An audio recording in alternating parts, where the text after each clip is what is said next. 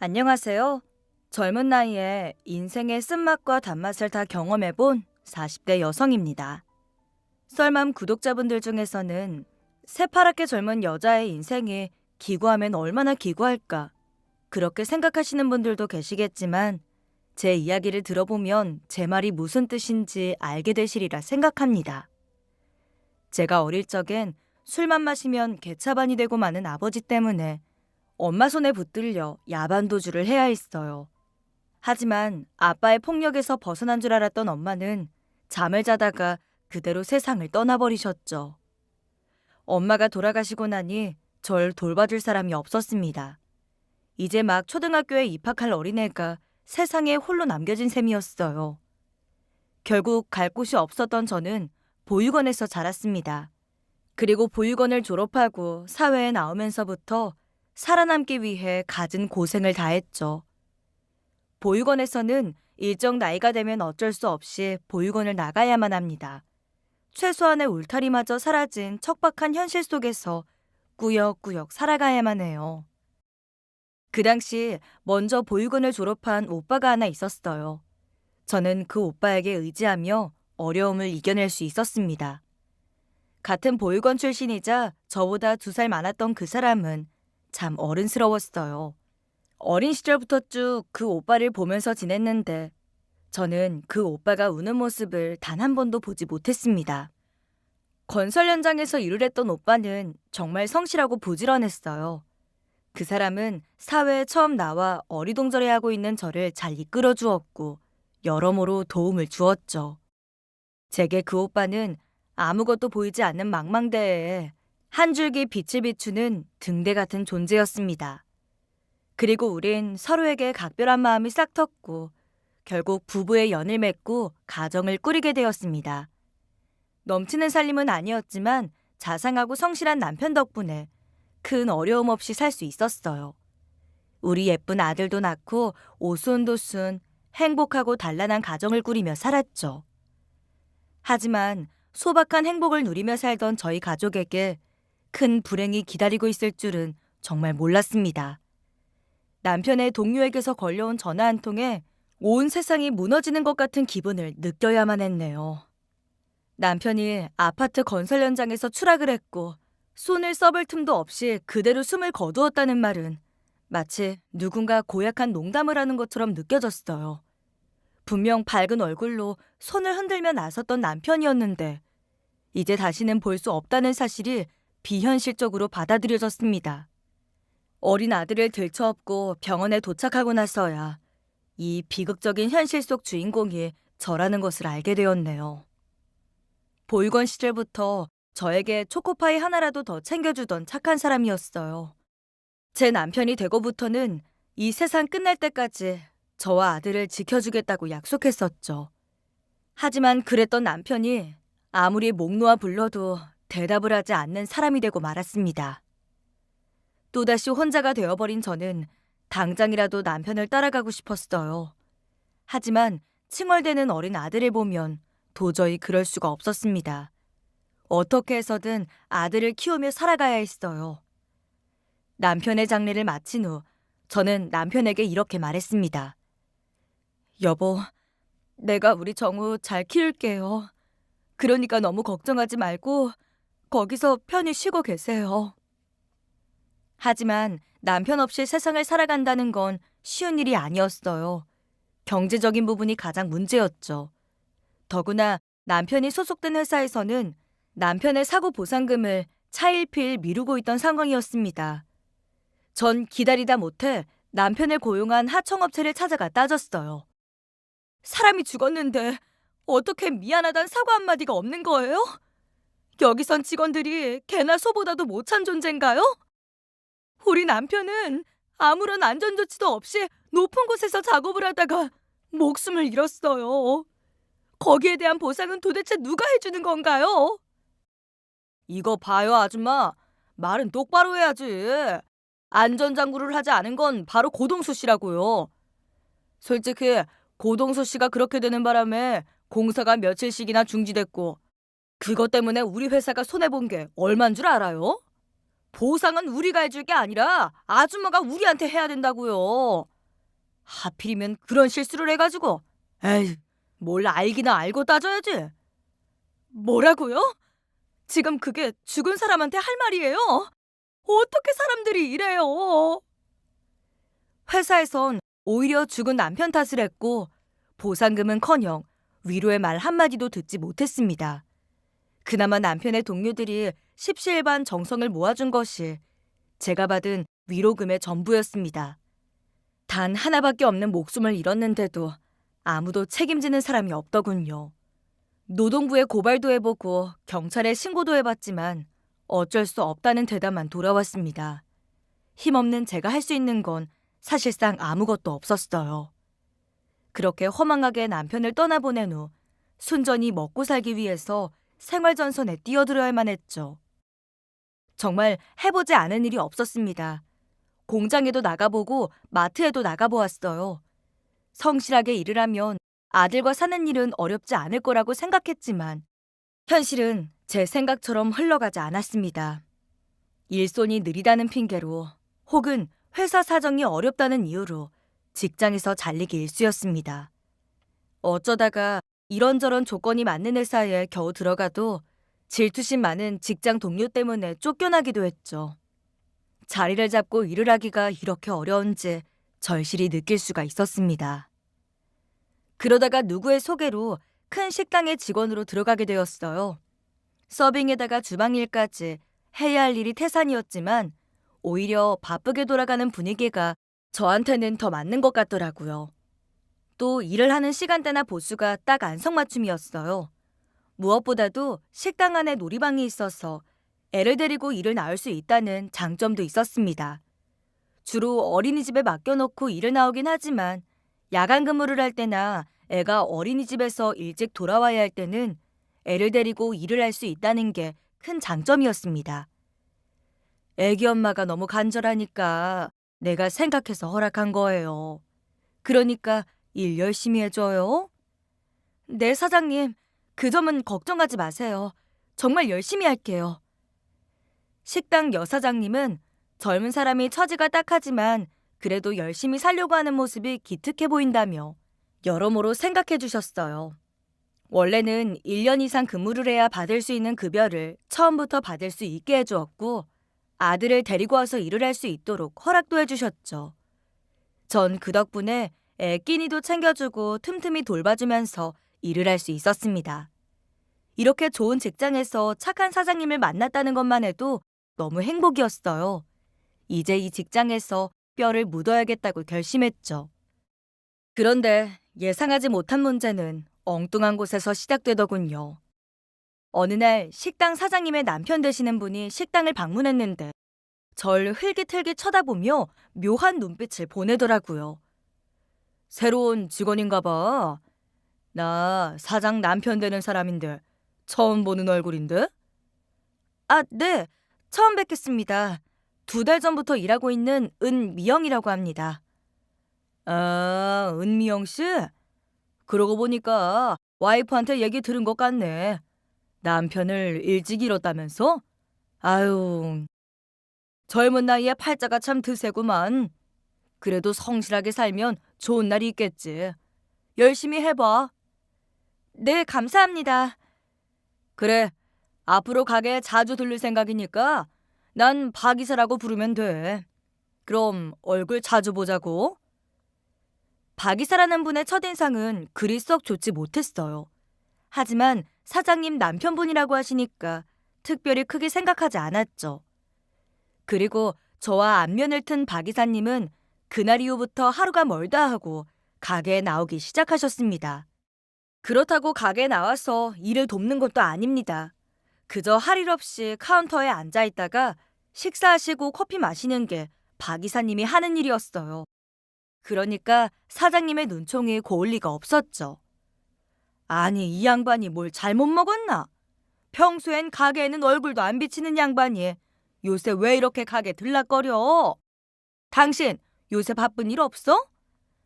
아유, 내가 하던 일이 좀 문제가 있어가지고 시간도 있고 해서 당신 일손이나 도울 겸 나오는 거야. 그러니까 나 신경 쓰지 말고 일해. 가게 나왔으면 일이나 좀 돕든가. 카운터에 가만히 앉아서 뭐 하는 거야? 걸리적거리니까 그냥 집에 가서 들어 누워있든가.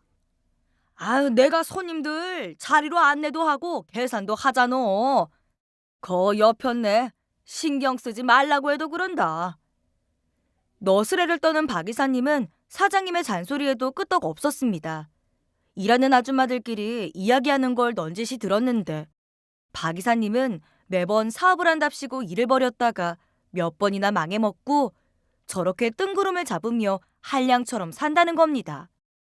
그나마 사장님이 워낙 생활력이 강하고 사업운이 있어서 봐주고 있는 거지 그게 아니었다면 밥숟갈 뜨기도 어려웠을 팔자라고 하더라고요. 저도 사장님 남편분이 매장 안을 어슬렁거리니까 불편했어요. 하지만 박 이사님은 제가 어쩌다가 아들을 데리고 오면 애한테 과자나 사탕 같은 걸 쥐어주며 예뻐해 주셨죠. 아이고, 네가 정우구나? 그놈 참 잘생겼다. 누굴 닮아서 저렇게 예쁜가? 아, 이제 보니까 엄마 눈을 빼다 박았구나? 미영아, 널 닮아서 아들이 아주 예쁘네. 네? 아, 네, 감사합니다. 엄마가 이렇게 예쁜데 그 인물이 어디 가겠어? 요놈의 자식 나중에 여자 꽤나 홀리고 다니겠는걸? 박 이사님은 능글맞게 웃으며 절 위아래로 훑고냈죠. 그 끈적한 시선이 기분 나빴지만 감히 그러지 말라고 항의를 하진 못했어요. 직원 주제에 사장님 남편분을 지적할 순 없었으니까요. 하지만 박 이사님의 행동은 시간이 갈수록 선을 넘기 시작했습니다. 제게 짓궂은 농담을 하거나 은근슬쩍 터치까지 하는 일도 있었어요. 그래, 미영이는 혼자 쓸쓸하진 않아? 미영이 나이면 한창 남자도 만나고 싶을 때 아니야? 쓸쓸하기는요. 돈 벌고 애 키우다 보면 그런 걸 느낄 새도 없어요. 먹고 사는 것보다 더 급한 게 어딨겠어요. 아이고 참, 그런 말이 어딨어?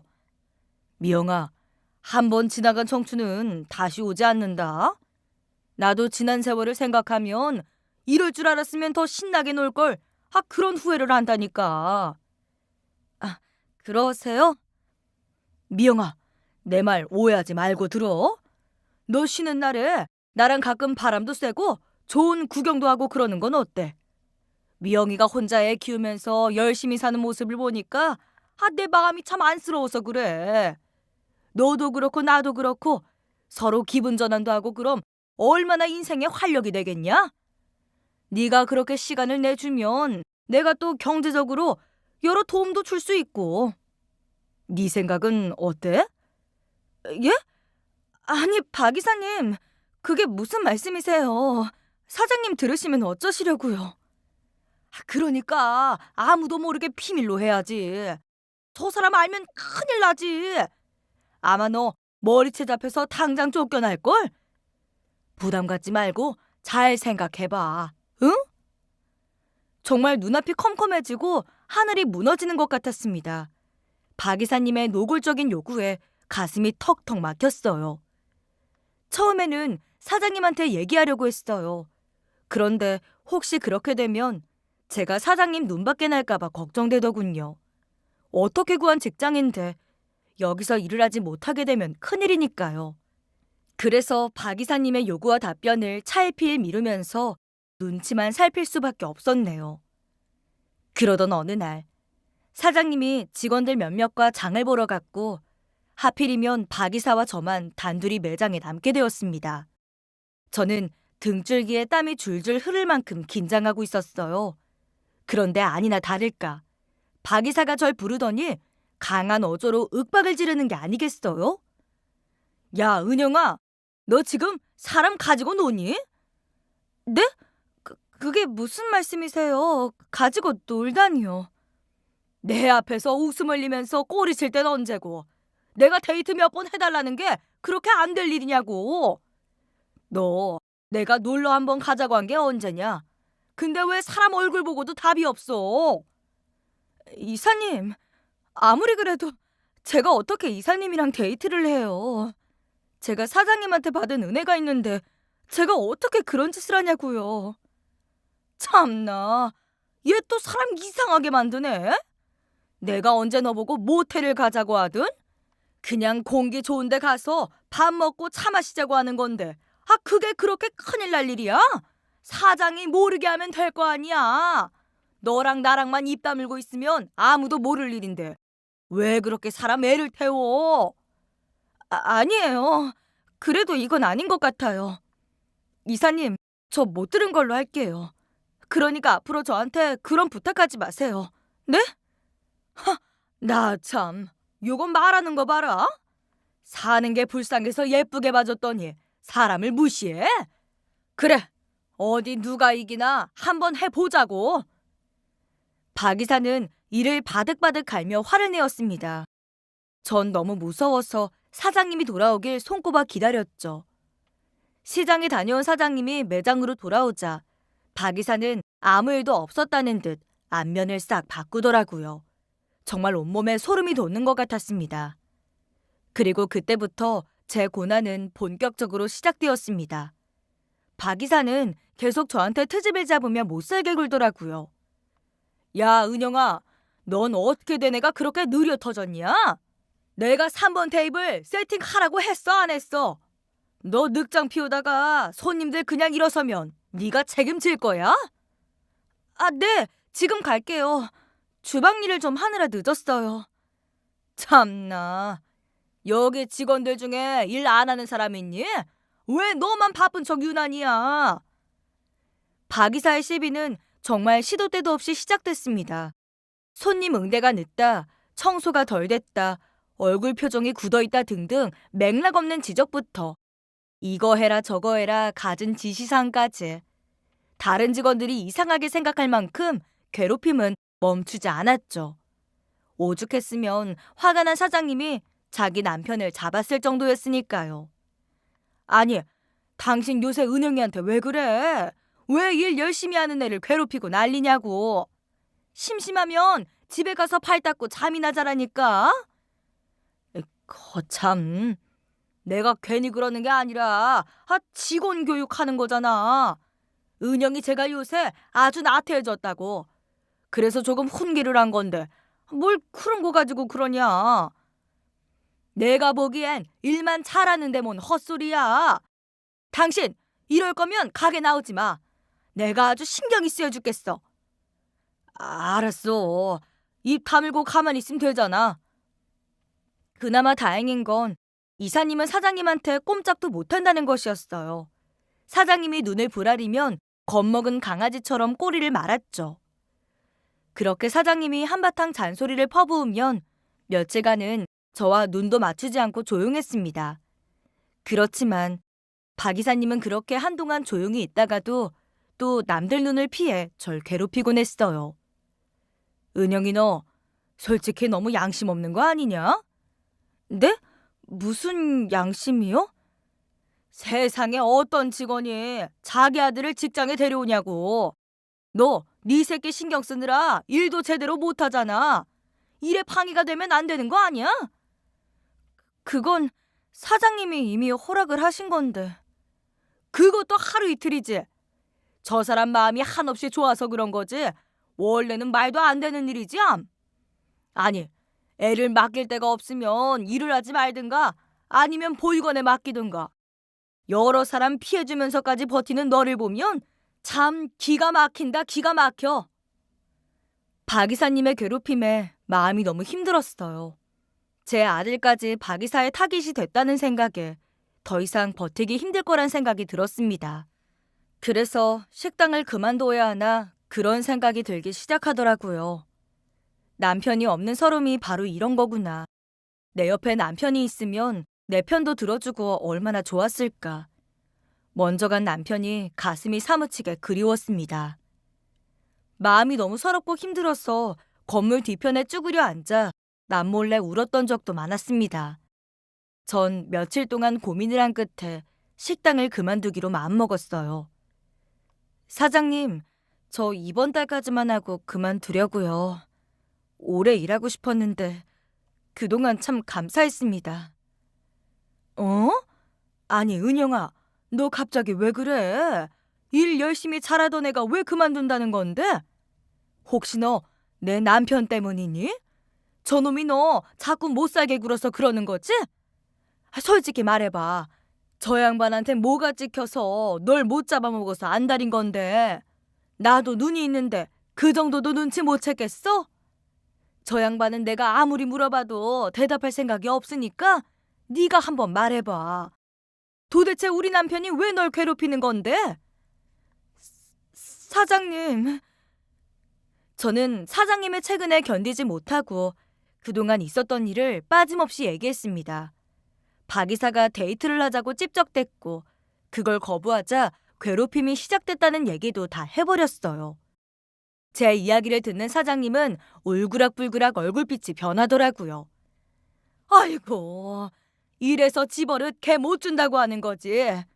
옛날에도 여자 때문에 그렇게 속을 썩이더니 저 양반이 아직도 정신을 못 차렸네, 못 차렸어.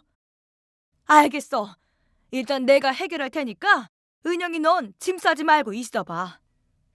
화가 난 사장님은 주방에서 커다란 국자를 들고서 박 이사가 오기를 기다렸어요. 늦음하게 출근한 박 이사는 사장님의 시퍼런 서들에 놀라 뒷걸음질을 쳤죠. 아니, 당신 왜 그러고 서 있어? 그리고 손에 든 국자는 또 뭐고? 너 이리 와. 당장 이리 안 와? 아유, 깜짝이야. 왜 갑자기 소리를 지르고 그래? 심장 떨어지겠네. 꼬리칠 사람이 없어서 시퍼렇게 젊은 애를 꼬드겨? 네가 지금 미쳐도 단단히 미쳤구나. 아니, 여보, 갑자기 그게 무슨 소리야? 내가 누굴 꼬드겼다 그래? 개소리 그만 씹을대고 빨리 이리 와. 내가 오늘 네 버릇을 고쳐놓지 않으면 사람이 아니다. 이 사람아. 그 커다란 국자를 그렇게 막 휘두르면 어떡해? 그러다 다쳐. 다친다고. 흥분한 사장님이 국자를 휘두르자 박 이사는 비명을 질러댔고 가게는 난장판이 되었습니다. 직원들이 뜯어 말리는데도 화가 머리끝까지 난 사장님은 국자를 마구 휘둘렀어요. 일이 너무 커져버렸다고 생각한 저는 어쩔 줄을 모르고 발을 동동 구르기만 했네요. 그런데 갑자기 사장님이 뒷목을 잡더니 눈가를 뒤집고 뒤로 넘어가는 게 아니겠어요? 너무 흥분한 사장님이 그만 졸도해버린 겁니다. 깜짝 놀란 사람들이 사장님의 뺨을 때리고 몸을 주물러 봐도 의식을 차리지 못하시더군요. 그래서 곧바로 구급차를 불러서 병원으로 옮겨졌죠. 그리고 전 그날 아주 깜짝 놀랄만한 소식을 듣게 되었어요. 자기 흥분에 못 이겨 잠깐 기절한 줄로만 알았던 사장님이 뇌졸중으로 응급수술을 받아야 한다는 겁니다. 그 소식을 듣는 순간 심장이 내려앉는 것 같은 기분을 느꼈어요. 이 모든 게 다 저 때문에 생긴 일 같아서 견딜 수가 없었습니다. 거기에다 더 심각한 일은 수술을 마친 사장님의 의식이 좀처럼 돌아오지 않는다는 것이었습니다. 일단 더 지켜봐야 한다는 의사 선생님의 소견이 있었지만 사장님이 식물인간이 됐다는 소문이 돌기 시작하더라고요. 그리고 며칠 후 박 이사가 매장에 나와 사장님 역할을 대신했어요. 얘기 들어서 다 아시겠지만 사장님 상태가 별로 좋지 못해요. 다들 마음이 심란하겠지만 그래도 가게를 놀릴 수는 없으니까 평소처럼 자기 역할에 충실해 주시길 바랍니다. 그리고 박 이사는 절 따로 불러내더군요. 너 이거 어떻게 책임질래? 네가 쓸데없는 얘기를 해서 저 사람이 쓰러진 거 아니야. 은영이 너 이거 그냥 이대로 못 넘어간다. 이건 식당을 그만두는 일로 끝나는 게 아니라고. 네가 생각해봐. 저 사람 뇌혈관이 터져버린 게 누구 탓일 것 같아? 너 우리 와이프가 저러다 영영 못 깨어나면 그거 어떻게 책임질 건데? 이사님, 하지만 전 그저... 그래, 나도 안다 알아. 네가 그런 뜻이 아니라는 거 안다고. 하지만 어쨌든 일은 벌어졌고 책임질 사람이 필요하잖아. 안 그러냐? 하지만 내가 네 처지를 모르는 것도 아니고 그동안 쌓인 정도 있는데 어떻게 매정하게 몰아셀 수만 있겠어. 박 이사는 고민하는 척을 하더니 자신과 만나줄 수 있겠냐는 말을 또 하는 겁니다. 그러면 여태껏 벌어진 일에 대해선 책임을 묻지 않겠다고 하면서 말이에요. 저는 너무 두렵고 무서웠어요. 이 모든 사태가 전부 제 탓인 것만 같았죠. 그래서 박 이사의 제안을 거부할 수가 없었습니다. 너무나 싫었지만 제가 선택할 수 있는 건 별로 없었습니다. 사장님은 병원 중환자실에 누워 의식을 찾지 못하고 있었고, 전 억지로 가게에 나와 박 이사의 얼굴을 매일 봐야만 했어요. 그건 거의 지옥이나 다름없었습니다. 제가 혼자이기 때문에 농락을 당한다는 생각도 들었어요. 그렇게 며칠쯤이 지났을까요? 그날은 제가 가게 문을 열고 장사를 준비하던 날이었어요. 아들과 함께 출근을 하고 정신없이 이것저것 준비하고 있었는데 웬 노신사 한 분이 가게 문을 열고 들어오시더라고요. 혹시 지금 식사가 됩니까? 아, 죄송해서 어쩌죠? 아직 준비가 덜 돼서요. 아, 그래요? 내가 너무 일찍 왔나 보네요. 하는 수 없죠. 아쉬운 표정으로 발길을 돌리시는데 갑자기 신경 쓰이더라고요. 그래서 뭘 드시고 싶으시냐고 여쭤봤어요. 이 집에서 내가 제일 좋아하는 메뉴가 국밥인데 혹시 국밥 한 그릇 먹을 수 있을까요? 네. 국밥은 얼른 준비할 수 있을 것 같네요. 그럼 잠시만 기다려주세요. 제가 빨리 내올게요. 아이고, 감사합니다. 노인분은 제가 내온 국밥을 맛있게 드셨어요. 그런데 놀이방에서 노는 제 아들을 유심히 보시더라고요. 애가 참 예쁘네요. 아드님인가요? 애가 몇 살이에요? 네, 올해 3살 됐어요. 아, 그렇군요. 아드님 이름이 어떻게 되나요?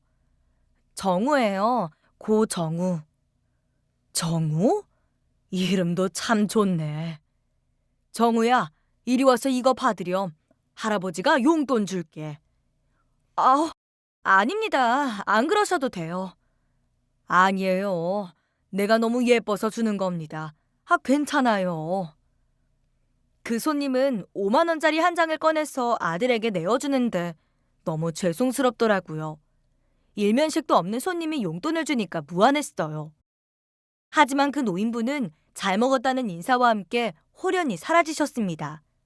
연세도 지긋하신데 정말 젠틀하다는 생각이 들었어요. 그리고 전 그 손님을 새까맣게 잊고 있었죠. 그날도 어김없이 바쁘게 일을 하고 퇴근했는데요. 그날 저녁부터 아들 녀석이 열이 오르고 기침을 심하게 하는 겁니다. 약을 먹이면 나아질 줄 알았는데 밤새 열이 많이 오르더라고요. 이튿날 전 이대로는 안 되겠다 싶어서 박 이사님에게 전화를 걸었어요. 그리고 애가 아파서 오늘은 가게 나가지 못할 것 같다고 양해를 구했죠. 이사님, 죄송해요. 애가 너무 아파서 아무래도 오늘은 출근을 하기가 어려울 것 같아요. 뭐? 미영아, 너 자꾸 이런 식으로 일하면 안 되는 거야. 그거 알지? 그리고 내가 지난번에 말한 거 기억하고 있지? 언제 시간 낼 건데? 네? 하지만 아직 사장님이 저렇게 누워 계시는데. 누워 있으니까 더 안심이지. 그러니까 빨리 시간 좀 내봐, 응? 저는 박 이사님의 노골적인 요구가 너무 괴로웠어요.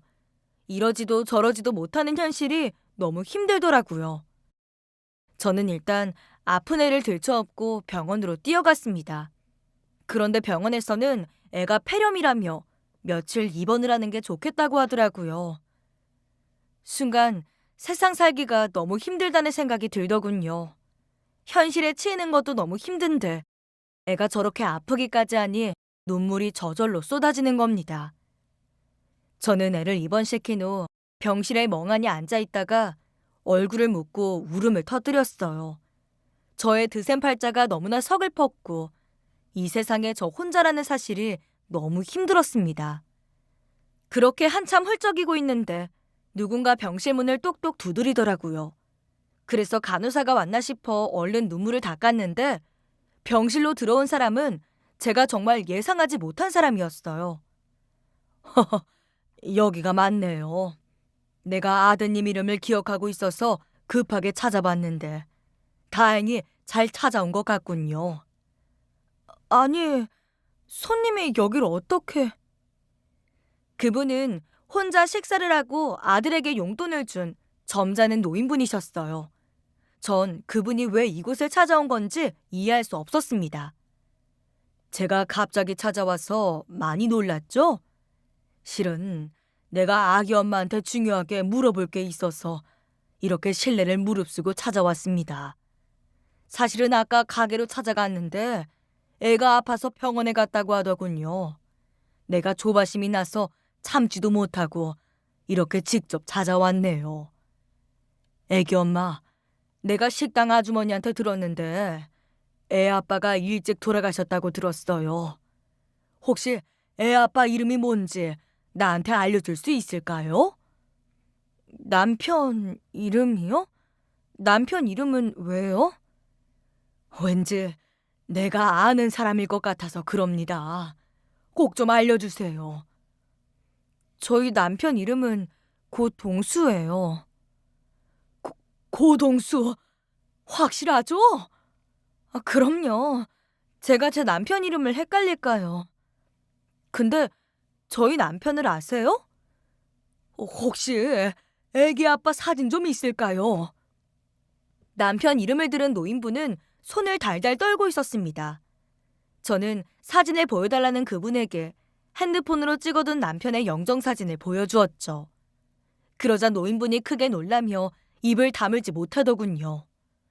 세상에, 동수가 맞네. 동수가 맞아. 아이고, 어떻게 이런 일이. 동수야, 아이고 이놈아. 어쩌다가 애비를 두고 먼저 가버렸어.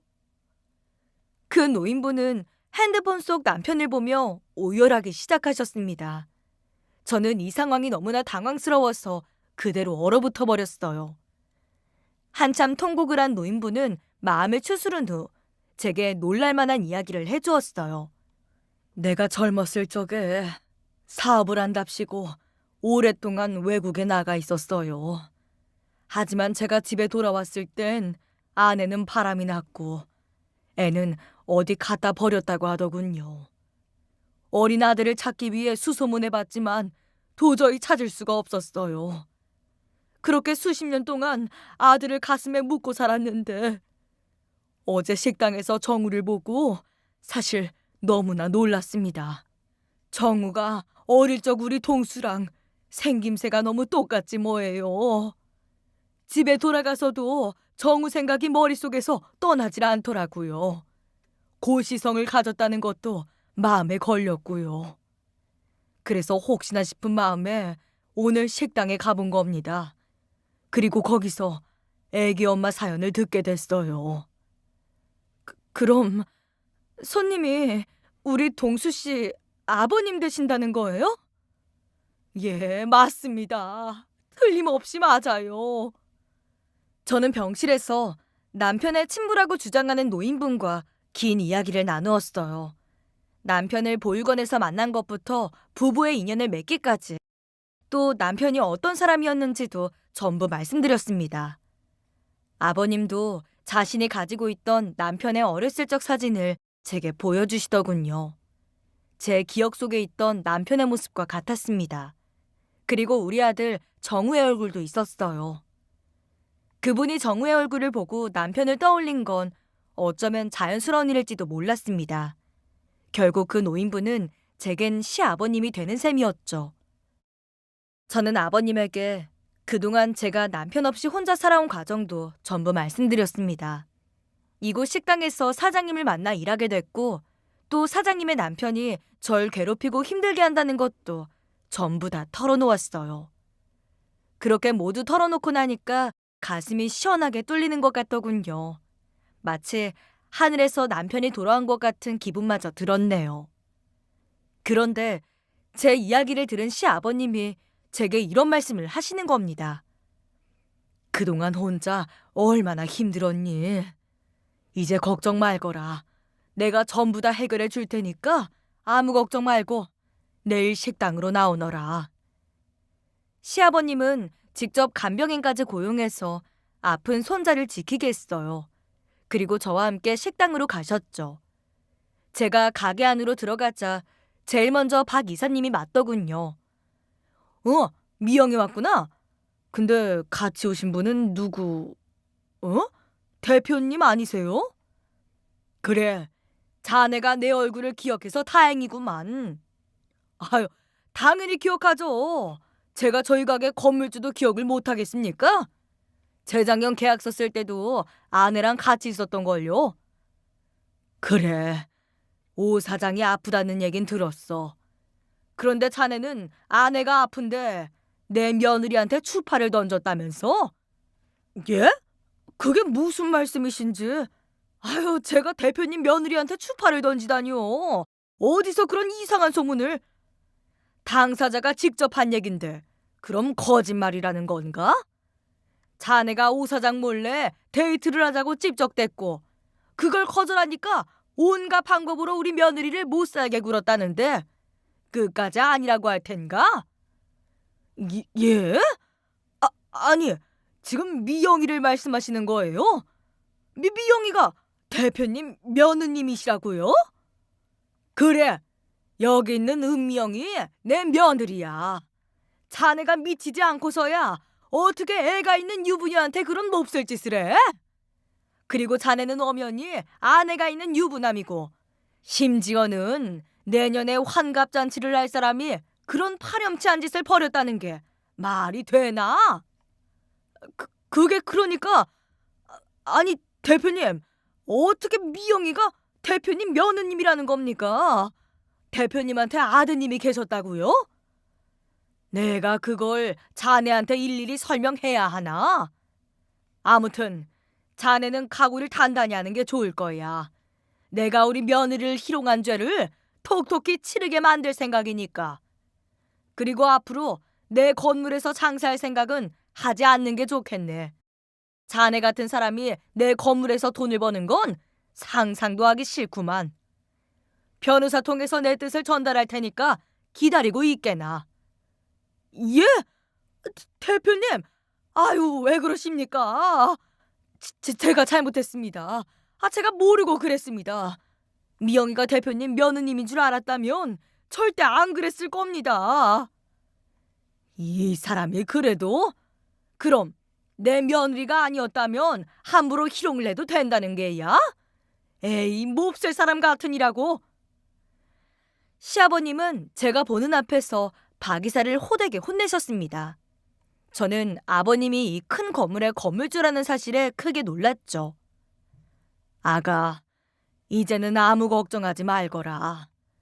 난 지금껏 재혼을 하지 않고 혼자 살고 있었어. 이대로 내 아들을 찾지 못한다면 내 재산을 전부 사회에 환원하고 죽으려 그랬지. 하지만 이제 너와 손자를 만나게 됐으니 정말 다행이다. 내 재산은 전부 너희들한테 물려줄 테니까 이제 아무 걱정하지 말고 행복하게만 살자꾸나.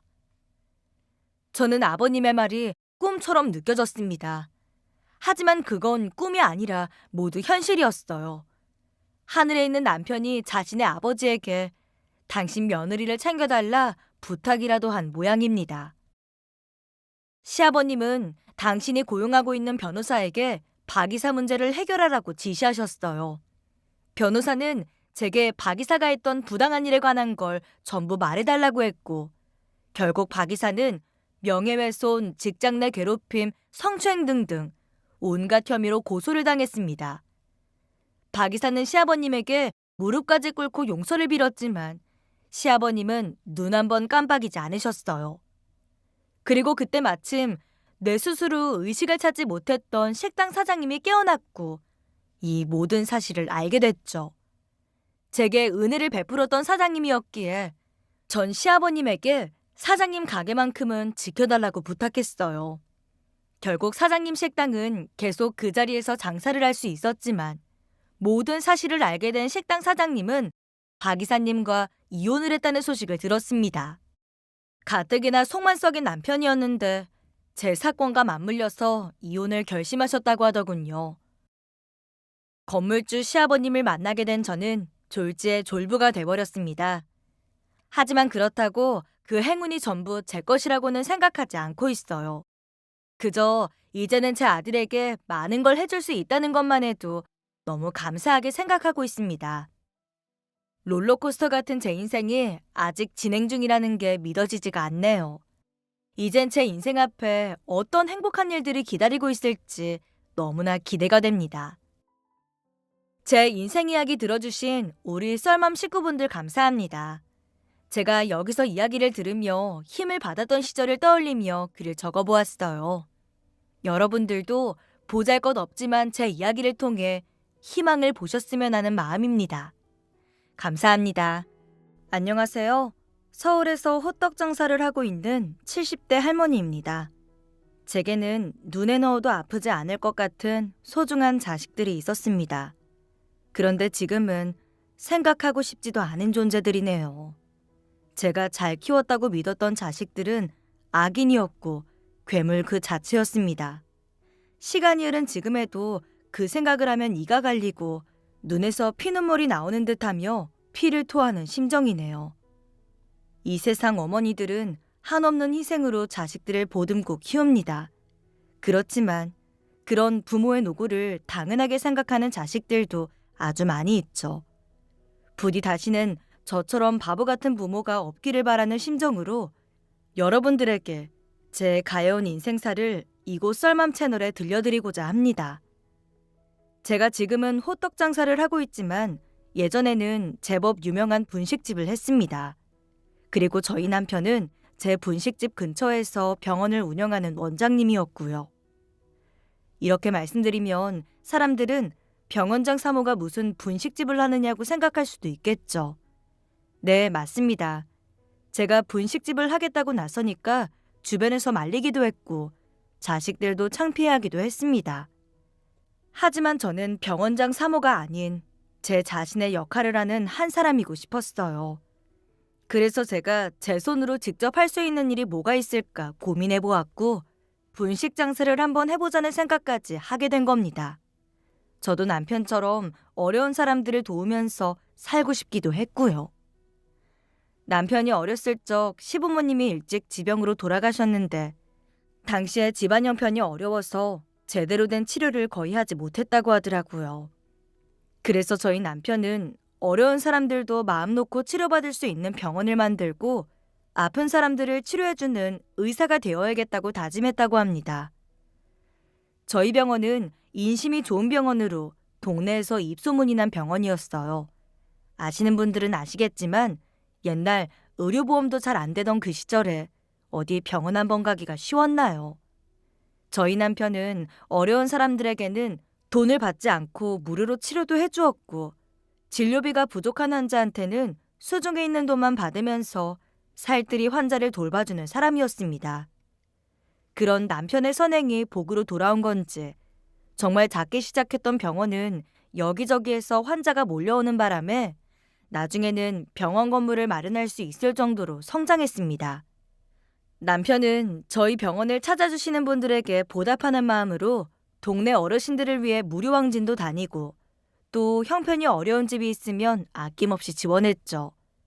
제 남편이지만 좋은 일을 참 많이 하신 분이었네요. 저는 슬아의 아들 둘, 딸 하나를 두었는데요. 부모는 자식의 거울이라고 저는 제 자식들이 남편의 모습을 본받아 착한 아이들로 성장할 거라고 믿었습니다. 하지만 그 생각이 전부 저의 착각이었고 부질없는 늙은이의 욕심이었나 봅니다. 남편은 열심히 병원을 운영했고 저는 제 손부심을 믿고 분식집을 운영하면서 저희 삼남매는 부족함 없이 자랐습니다. 큰 부자는 아니었지만 가족을 다 건사하고 주변 지인들을 도와줄 수 있을 정도는 되었어요. 삼남매 중 한 놈이라도 남편 병원을 물려받을 수 있게 의사가 되길 바라긴 했지만 그저 하고 싶은 일을 하면서 건강하게 자라는 것만 해도 괜찮다고 생각했습니다. 그렇게 제 바람처럼 세 녀석들 모두 건강히 자기 밥벌이를 하면서 살게 되었고 어엿한 가정도 꾸리게 되었죠. 그리고 며느리, 사위들이 생기고 손녀, 손자들이 생기면서 식구들이 왕창 늘어나더라고요. 그땐 참 북적북적하니 사람 사는 것 같고 좋았습니다. 하지만 남편은 그 단란한 모습을 오래 보지 못했어요. 요즘은 100세 시대라는 말도 있는데 좋은 인생 더 살아보지도 못하고 남편은 70대 초반에 세상을 훌쩍 떠나게 되었습니다. 손주들 재롱도 보고 자식들이 잘 사는 모습도 보고 그랬으면 참 좋았을 텐데 말이죠. 이제 정말 살맛난다 싶을 때 남편이 먼저 저승기차를 탔습니다. 이른 나이에 남편의 죽음이 애달팠어요. 장성한 자식들이지만 아버지를 잃은 자식들도 가여웠고요.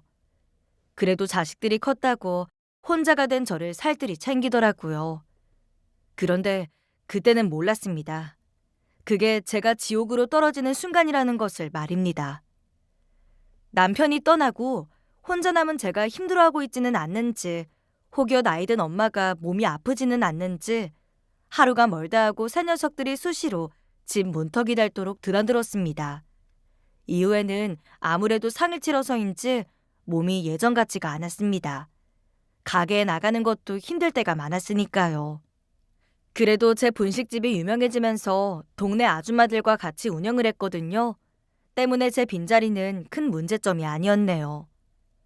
그러던 어느 날이었어요. 불쑥 오한이 드는가 싶더니 결국엔 심한 감기 몸살에 걸리고 말았습니다. 감기약을 먹었는데 몸이 고꾸라지는 것 같더니 그대로 약에 취해서 깊게 잠들어 버리고 만 겁니다.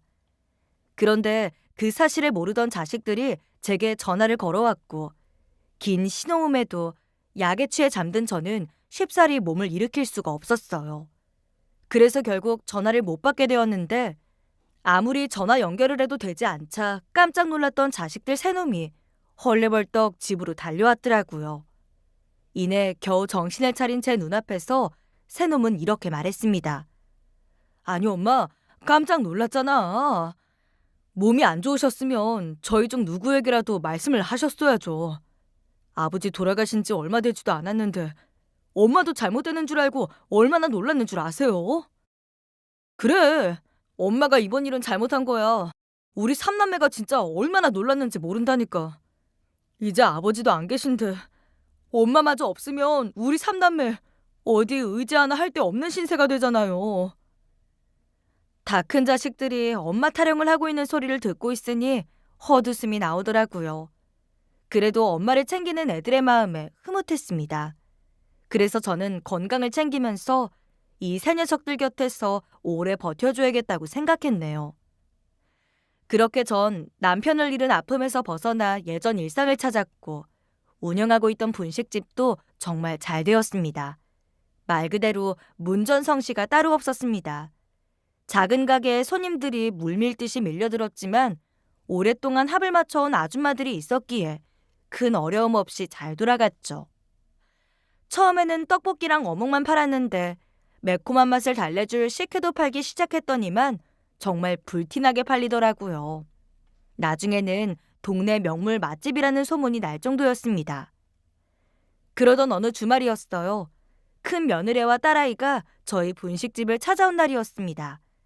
그리곤 가게 분위기를 살피는가 싶더니 가게 앞까지 늘어선 손님들을 보고서는 슬쩍 앞치마를 두르곤 일손을 돕겠다고 나서지 뭡니까. 그래도 돕겠다는 마음이 기특해서 내버려 두었는데 나이 먹은 사람들끼리만 하다가 젊은 일손이 둘이나 보태지니까 한결 수월한 것 같았습니다. 같이 일하는 아주머니들도 손이 야무지다며 입에 침이 마르게 칭찬을 하니까 은근히 기분이 좋더라고요. 하지만 그건 정말 순진한 생각이었죠. 며느리와 딸아이는 제밥에만 관심이 있던 것이었어요. 가게 문을 닫고 집 안에 들어서자 딸아이가 제 눈치를 살피더니 조심스레 이런 이야기를 꺼내는 것이 아니겠습니까? 엄마 가게에 다른 동네 사람들도 먹으러 온다고 하더니만 진짜 엄마 떡볶이가 명물이긴 명물인가 봐. 사람들이 엄마 떡볶이 먹으려고 줄까지 서던데? 근데 이 정도면 엄마랑 아줌마들끼리만 계속 하기는 힘들지 않겠어? 요즘에 나도 하던 일 그만둬서 시간도 좀 많이 생겼는데 내가 엄마 가게 들어가서 좀 도우면 어떨까?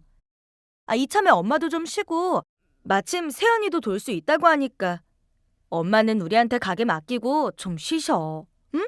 그렇게 해. 엄마 여태 고생만 하셨는데 엄마가 좀 편해져야 우리 자식들이 걱정 좀 내려놓고 마음이 편하지 않겠어? 막내 너 힘들게 직장 들어가 놓고 그새 그만둔 거야? 아유, 좀 더 다녀보지. 여자도 자기 일이 있어야 하는 거야. 근데 이런 일을 해본 적도 없으면서 갑자기 무슨 가게 일을 돕겠다 그래? 장사가 얼마나 힘든 일인지나 알고나 말하는 거야? 아, 참 엄마. 요즘 평생 직장이 어딨어. 일찌감치 자기 사업하는 것도 나쁘지 않지. 그래서 더 늦기 전에 엄마 일도 도울 겸 경험해 보려는 거야. 엄마도 더 나이 먹으면 힘 빠져서 장사하기 힘들 텐데 가족 중에 누구라도 할 수 있는 사람 있으면 엄마가 더 좋지 않겠어? 으이구, 말은 참 잘한다. 근데 엄마가 가게 일을 다 알려주고 나면 나중에 엄마 괄시하려는 건 아닌지 모르겠다. 아이고, 엄마, 무슨 그런 섭섭한 말씀을 하신대? 엄마가 나하고 오빠들을 어떻게 키웠는데? 그러면 내가 엄마 딸이 아니지. 하, 진짜 엄마는 별 걱정을 다 한다니까. 알았어. 일단 엄마가 한번 생각은 해볼게. 엄마 혼자서 하는 가게도 아니고 아줌마들하고도 이야기해 봐야지. 엄마도 갑자기 일손 놓을 생각은 해본 적이 없어서 뭐라 바로 말하긴 어려워. 그래도 다행히 큰애가 손맛이 좋은데 큰애도 같이 한다니까 안심이긴 하네. 정말? 진짜지? 역시 우리 엄마가 최고라니까. 이제 딸만 믿으셔. 내가 평생 호강시켜드릴게. 막내라고 귀하게만 키웠는데 갑자기 딸아이가 분식집을 해보겠다고 하니 처음에는 조금 당황스러웠습니다. 음악을 하던 애여서 손이 재산이라고 집안일도 거의 시켜본 적이 없던 딸이었거든요. 회사도 악기 관련 일이라 잘 맞는다고 하더니만 갑자기 그만뒀다고 하니 부모로서 걱정이 되는 건 어쩔 수가 없었습니다. 그래도 큰며느리가 음식 솜씨가 제법 있었는데 같이 시작해보겠다고 하니까 안심은 되더라고요. 그래서 저는 결국 딸과 며느리에게 비법 레시피를 주고 분식집을 맡기기로 결정했죠. 처음에는 저도 같이 나가서 애들에게 훈수를 두며 일을 가르쳤어요. 역시 젊은 애들이랑 같이 일하니까 수월하기는 하더라고요. 같이 일하는 아줌마들에게 휴일도 줄 수 있을 정도로 정말 편했습니다. 나중에는 애들도 일이 손에 익어서 제가 할 일은 거의 없을 정도였죠. 그래서 저는 애들을 믿고 딸에게 가게를 완전히 물려주게 되었네요. 그게 제가 한 실수 중 첫 번째 실수입니다. 딸아이에게 가게를 넘겨주고 얼마 지나지 않았을 때였어요. 새 자식들이 제게 중요하게 할 말이 있다며 저희 집을 찾아왔더라고요. 그러더니 첫째가 먼저 입을 열었습니다. 엄마, 오해하지 말고 들어주세요. 아빠가 엄마에게 물려주신 엄마 재산 말이에요. 그거 이제 우리한테 나눠주면 안 돼요? 아버지 병원 건물 판 자금도 있잖아요. 그 큰 돈을 은행에만 넣어두는 건 너무 아까운 것 같아서 그래요. 형 말이 맞아요. 이제 엄마 나이도 있고 목돈을 그냥 쥐고 계시는 것보단 저희가 나눠 가져서 재산 굴리면 큰 돈이 될 텐데. 아무것도 안 하고 은행에 넣어두는 것보단 저희들한테 미리 주시고 저희가 불릴 수 있도록 해주세요. 대신 저희가 매달 엄마한테 용돈 드리면 되잖아요. 솔직히 엄마는 이제 어디 목돈 들어갈 곳도 없는데 깔고 앉아있으면 뭐해요. 이제 자식들 믿고 저희한테 물려주세요. 갑자기 남편이 살아생전 남기고 간 재산을 나눠달라는 자식들 말에 섭섭한 마음이 들었습니다. 나중에 알아서 지들이 다 나눠 가지게 될 텐데 미리들 달라고 저렇게 성화를 부리니 어떻게 서운한 마음이 들지 않았겠어요. 저는 애들에게 생각해보겠다고 말하며 즉답을 피했죠. 그런데 얼마 후 다시 제게 찾아온 큰아들이 자기가 다니고 있던 회사에서 희망퇴직을 권하고 있다며 상황이 무척 좋지 않다고 말하더라고요. 한껏 어깨가 처진 큰아들의 얼굴을 보니까 제 마음도 무척 아팠습니다. 그런데 큰아들 말이 마침 둘째가 괜찮은 사업 아이템을 준비하고 있다며 제가 재산을 미리 물려주면 삼남매가 힘을 합쳐서 그 사업을 시작해보겠다는 거예요. 대기업에 다니면 걱정 없을 줄 알았는데 회사 사정 어려워지니까 희망퇴직 얘기들도 나오고 요새 참 마음이 힘들어요. 저는 대기업인데도 이런데 둘째는 중소기업이라 요즘 더 안 좋은 것 같더라고요. 솔직히 엄마 재산은 나중에 다 저희가 물려받을 유산이지만 저희가 한 살이라도 젊을 때 뭐라도 해서 재산을 더 불려야 저희 자식들도 더 편하게 살 수 있지 않겠어요? 근데 다행히 둘째가 정말 괜찮은 사업 아이템을 가지고 있더라고요. 엄마, 저희 삼남매가 똘똘 뭉쳐서 열심히 한번 해볼 테니까 엄마가 힘 좀 실어주세요. 네? 첫째의 얘기를 듣다 보니 애들이 걱정 없이 사는 게 제일이라는 생각이 들었습니다. 그나마 자식들에게 넉넉하게 물려줄 수 있는 재산이 있어서 참 다행이었죠. 결국 저는 자식들의 설득에 넘어가고 말았네요. 이게 제가 한 실수 중 두 번째 실수입니다. 주변 지인들이 나이가 먹을수록 재산은 쥐고 있어야 자식들이 부모 무시 못한다고 했는데 제가 그때는 그 말을 무시해버렸네요. 다른 집 자식들 이야기일 것이라고 생각했거든요. 근데 다름 아닌 제 자식들을 두고 하는 이야기였습니다. 하지만 누굴 탓하겠습니까? 저희 자식들만은 부모를 배신하지 않을 거라 철석같이 믿었던 바보 같은 제 탓이죠. 저는 참 어리석게도 천사 같은 얼굴로 속삭이는 자식들에게 넘어가서 제가 살고 있는 집까지도 깡그리 정리해 애들에게 재산을 전부 나눠줬습니다. 제가 집까지 정리해서 나눠주면 애들이 3개월씩 번갈아 가면서 자기들 집에 저를 모시겠다고 하더라고요. 어려서는 저랑 같이 살았는데 떨어져 살다 보니 엄마 냄새가 그립다는 핑계를 대며 자신들 집으로 서로 먼저 데려가겠다고 싸우는 자식들의 가증스러운 모습에 그만 속아 넘어간 겁니다. 어차피 돈을 싸들고 저승 갈 것도 아닌데 그깟 집 한 채 남겨서 뭐하냐는 생각도 들었습니다. 저 하나 조금 불편하면 자식들이 배부를 수 있다는 마음뿐이었죠. 그래서 집까지 모두 처분해서 애들에게 물려준 거죠. 그게 제가 한 세 번째 실수인 줄도 모르고서 말입니다.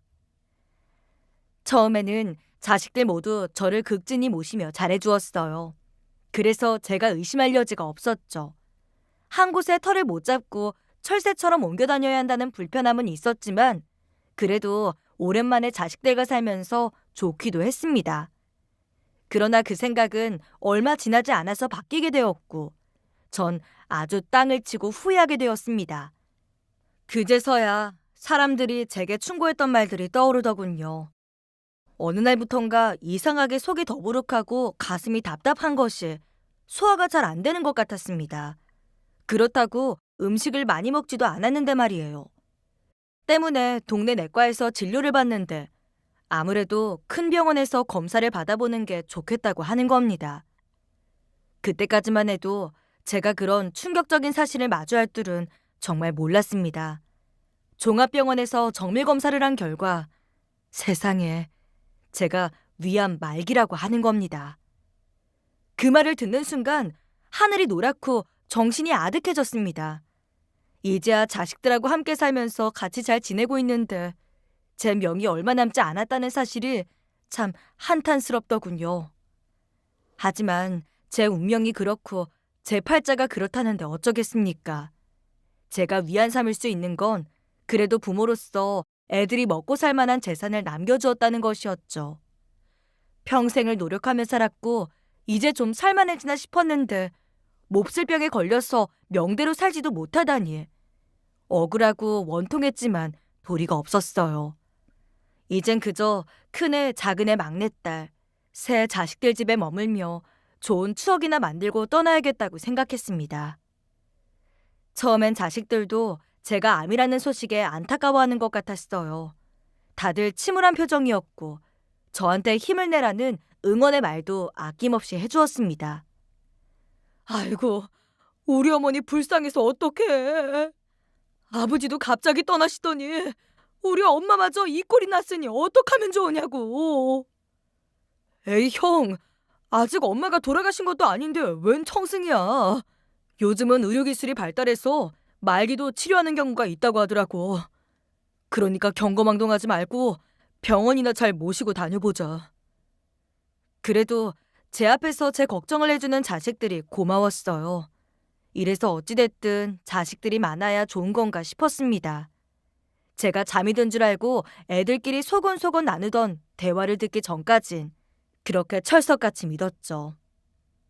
애들이 대책회의를 한다고 큰아들 집에 모여서 이런저런 이야기를 나누었어요. 전 이제 잠을 좀 자야겠다고 애들에게 말하면서 방으로 들어갔고, 그렇게 까무룩 잠이 들었다가 소피가 마려워 눈을 떴는데 거실에 모인 아들, 딸들이 목소리를 낮추고 하는 대화 소리가 제 귀에 살랑살랑 실바람처럼 들어오더군요. 그러니까 엄마가 병으로 돌아가시면 질병 사망보험금이 나오는 거야. 엄마한테 사망보험금 2억 5천짜리 종신보험도 있고 암으로 사망하면 1억 나오는 암보험도 있단 말이지. 어머, 큰오빠. 그럼 엄마 돌아가시면 총 3억 5천이 나오는 거네? 한 집당 1억씩 나눠 가져도 5천이나 남는다는 거잖아? 이것도 쏠쏠하네. 우리 엄마가 정말 자식들한테 끝까지 짜내서 내어주시는구나. 야, 목소리 좀 낮춰. 엄마 듣겠다. 아무튼 암 말기면 거의 가망이 없는 거니까 치료고 뭐고 필요 없다고. 일단 요양 차원에서 공기 좋고 물 좋은 동네 모시면 엄마도 편안하게 계시다가 갈 때 되면 잘 가실 거야. 내 말 무슨 뜻인지 알지? 그럼 엄마를 다른 곳에 모시자는 거야? 니들 솔직히 3개월씩 엄마 모시는 거 고달프고 불편하지? 그렇다고 호스피스건 요양병원이건 그런 데 모시면 주변 사람들 보기에도 좋지 않으니까 그냥 어디 한적한 어촌마을 같은데 작은 집 한 채 단기로 빌려서 거기 사시게 하자는 거야. 그게 서로한테 좋다니까. 큰오빠 말 들으니까 일리가 있네. 그럼 작은 오빠네도 동의하는 거지? 그런데 큰오빠, 말기 환자가 보통 얼마나 버티나? 글쎄 의사 말로는 짧으면 수개월이 될 수도 있고 길면 1, 2년이 될 수도 있다고 했거든? 근데 치료를 포기하면 기간은 앞당겨지겠지. 그래? 암튼 잘 됐다. 요즘 오빠들이랑 사업한다고 이래저래 돈을 담갔더니 살림이 빡빡한데. 엄마 보험금 받으면 아파트 인테리어나 다시 할까 봐. 우리 집은 너무 옛날 인테리어라서 촌티가 팍팍 날린다니까. 그래, 그건 네 마음대로 하고. 그나저나 엄마 가게는 언제 넘길 거야? 그거 처분해서 투자금으로 쓰자고 했잖아. 새언니한테 못 들었어? 임자가 나타나야 처분하든 말든 할 거 아니야. 누군 맨날 기름 냄새 맡으면서 장사하고 싶겠어? 장사가 어느 정도 유지가 돼야 좋은 값으로 넘기지. 암튼 새언니랑 나랑 똥줄 빠지게 일하고 있으니까 가게 지분은 확실히 하는 거 잊지 마. 나중에 딴소리하면 정말 국물도 없다? 저는 애들의 대화 소리를 들으며 제가 꿈을 꾸고 있다고 생각했습니다. 부모 일이라면 끔찍히 생각했던 내 자식들이 그런 참담한 대화를 할 리가 없을 테니까요. 머리를 흔들며 꿈에서 깨어나려고 애를 썼지만 제가 듣고 있는 말들이 생생한 현실이라는 걸 알고 있었습니다. 전 마치 영혼이 빠져나가 버린 시체처럼 가만히 누워서 애들이 제게 했던 행동과 말들을 떠올려 보았어요. 남편이 물려준 재산을 미리 달라고 했던 일, 제가 운영하는 가게를 맡아서 해보겠다고 했던 일, 제가 살던 집을 처분하고 자기들과 같이 살자고 했던 일, 내가 그렇게 소중히 여겼던 내 자식들이 오로지 재산에만 관심이 있었다는 이 비참한 현실을 어떻게 받아들여야 할까요? 너무나 절망적인 현실 앞에서 그냥 이대로 혀 깨물고 곽 죽고 싶었습니다. 하지만 제겐 그럴 용기도 없었고 페륜을 선택한 애들에게 소리 한번 지르지도 못했어요. 당시 제 마음은 다 보기 싫으니 그저 빨리 저승길이나 가고 싶단 마음뿐이었습니다. 그리고 며칠 후 저는 큰아들이 모는 차에 실려 어디론가 향하고 있었죠. 큰애는 제게 신바람이 나는 목소리로 주저리 떠들어대더군요. 엄마도 거기 가보시면 엄청 좋아하실 거예요. 그 섬이 작긴 하지만 워낙 경관이 좋아서 관광객들이 무척 많이 온다잖아요. 내가 아픈 우리 엄마 좋은 곳에 모시려고 얼마나 알아봤는지 모른다니까요. 장남이란 놈은 가증스런 표정으로 절 섬마을로 데려가더군요. 그리곤 다 쓰러져가는 작은 폐가에 제 짐을 우겨넣곤 손을 탁탁 터는 겁니다. 이곳에서 쫙 펼쳐진 바다도 보시고 좋은 음식도 드시면서 요양한다고 생각하세요. 암 환자일수록 자연 친화적인 곳에서 살아야 한대요. 제가 둘째랑 막내랑 번갈아 가면서 생필품 싸들고 매주 내려올 테니까 필요한 거 있으시면 그때그때 말씀하세요. 아셨죠? 저는 왜 그때 말 한마디 못했을까요? 니들이 날 버리려고 하는 거 안다고. 더럽고 치사하니까 나 볼 생각하지 말라고. 그렇게 악다군이라도 한번 질러볼 걸. 전 당신처럼 그러지도 못했습니다. 아들놈은 그렇게 낯선 곳에 저를 덩그러니 남겨두고 차를 몰고 사라졌어요. 전 그렇게 현실판 고려장을 당하고 만 겁니다. 전혀 연고도 없는 섬마을에 버려진 제 신세가 얼마나 처량하던지요. 바닷바람이 숭숭 들이차는 방 안에 누워 이대로 눈을 뜨지 않았으면 좋겠다는 생각도 했습니다. 갑자기 이사를 온 낯선 이방인에게 친절을 베풀어준 마을 사람들이 아니었다면 어쩌면 전 지금 이렇게 여러분들에게 글을 드릴 수 없었을지도 몰라요. 그 험한 섬마을에서 밥숟가락이라도 뜨고 나물이라도 캐고 살 수 있었던 건 전부 다 따뜻한 심성을 가진 마을 사람들 덕분이었죠. 마을 분들은 절망 끝에 서 있는 저에게 손을 내밀어 주셨습니다. 곧 쓰러질 듯 낡아 빠진 집 여기저기를 말없이 고쳐주신 분도 마을 분들이었고 제게 이것저것 끼니를 챙겨준 분도 마을 분들이었어요. 마을의 몇 안 되는 꼬마애들은 제게 쪼르르 달려와 참새처럼 제잘제잘 떠들었고 그 애들을 보면 제 입가엔 미소가 절로 생겼죠. 마을 사람들은 자식들보다 100배, 1000배 나은 사람들이었습니다. 전 그런 쓰레기 같은 자식들을 잊고서 그저 이 마을에서 마음 편하게 살다 가야겠다고 다짐했어요. 그러던 어느 날이었습니다. 저희 집 앞에 웬 고급차 한 대가 서더니 정장을 입은 반듯한 남자가 절 찾더라고요. 그가 제게 내민 명함에는 검사라는 직함이 찍혀 있더군요. 저를 찾아온 검사는 갑자기 애들과 연관된 질문을 하기 시작했습니다. 자녀분들이 투자회사를 운영하고 있다는 건 알고 계시죠? 그것 때문에 몇 가지 여쭤볼 게 있어서 찾아왔습니다. 갑자기 이 섬마을로 이사를 오셨던데 혹시 자녀분들이 이 섬마을에 자주 찾아오세요? 아니요. 전 그놈들이랑 아무 연관도 없습니다. 걔들이 무슨 회사를 차리고 어떻게 돈을 버는지 전 아무것도 몰라요. 네, 그렇게 말씀하시는 게 당연합니다. 그런데 어머님, 지금 자녀분들이 운영하는 회사가 참 문제가 많아요. 그건 걔네들한테 가서 물어봐야죠.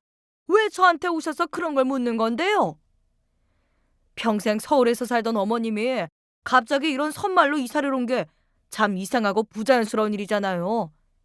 그래서 조사차 한번 방문 드려 본 겁니다. 그런데 혹시 어디서 저 본 적 없으세요? 제가 어머님 얼굴을 어디서 많이 뵌 것 같은데. 그 젊은 검사는 제 얼굴을 빤히 쳐다보더니 고개를 갸웃거리더라고요.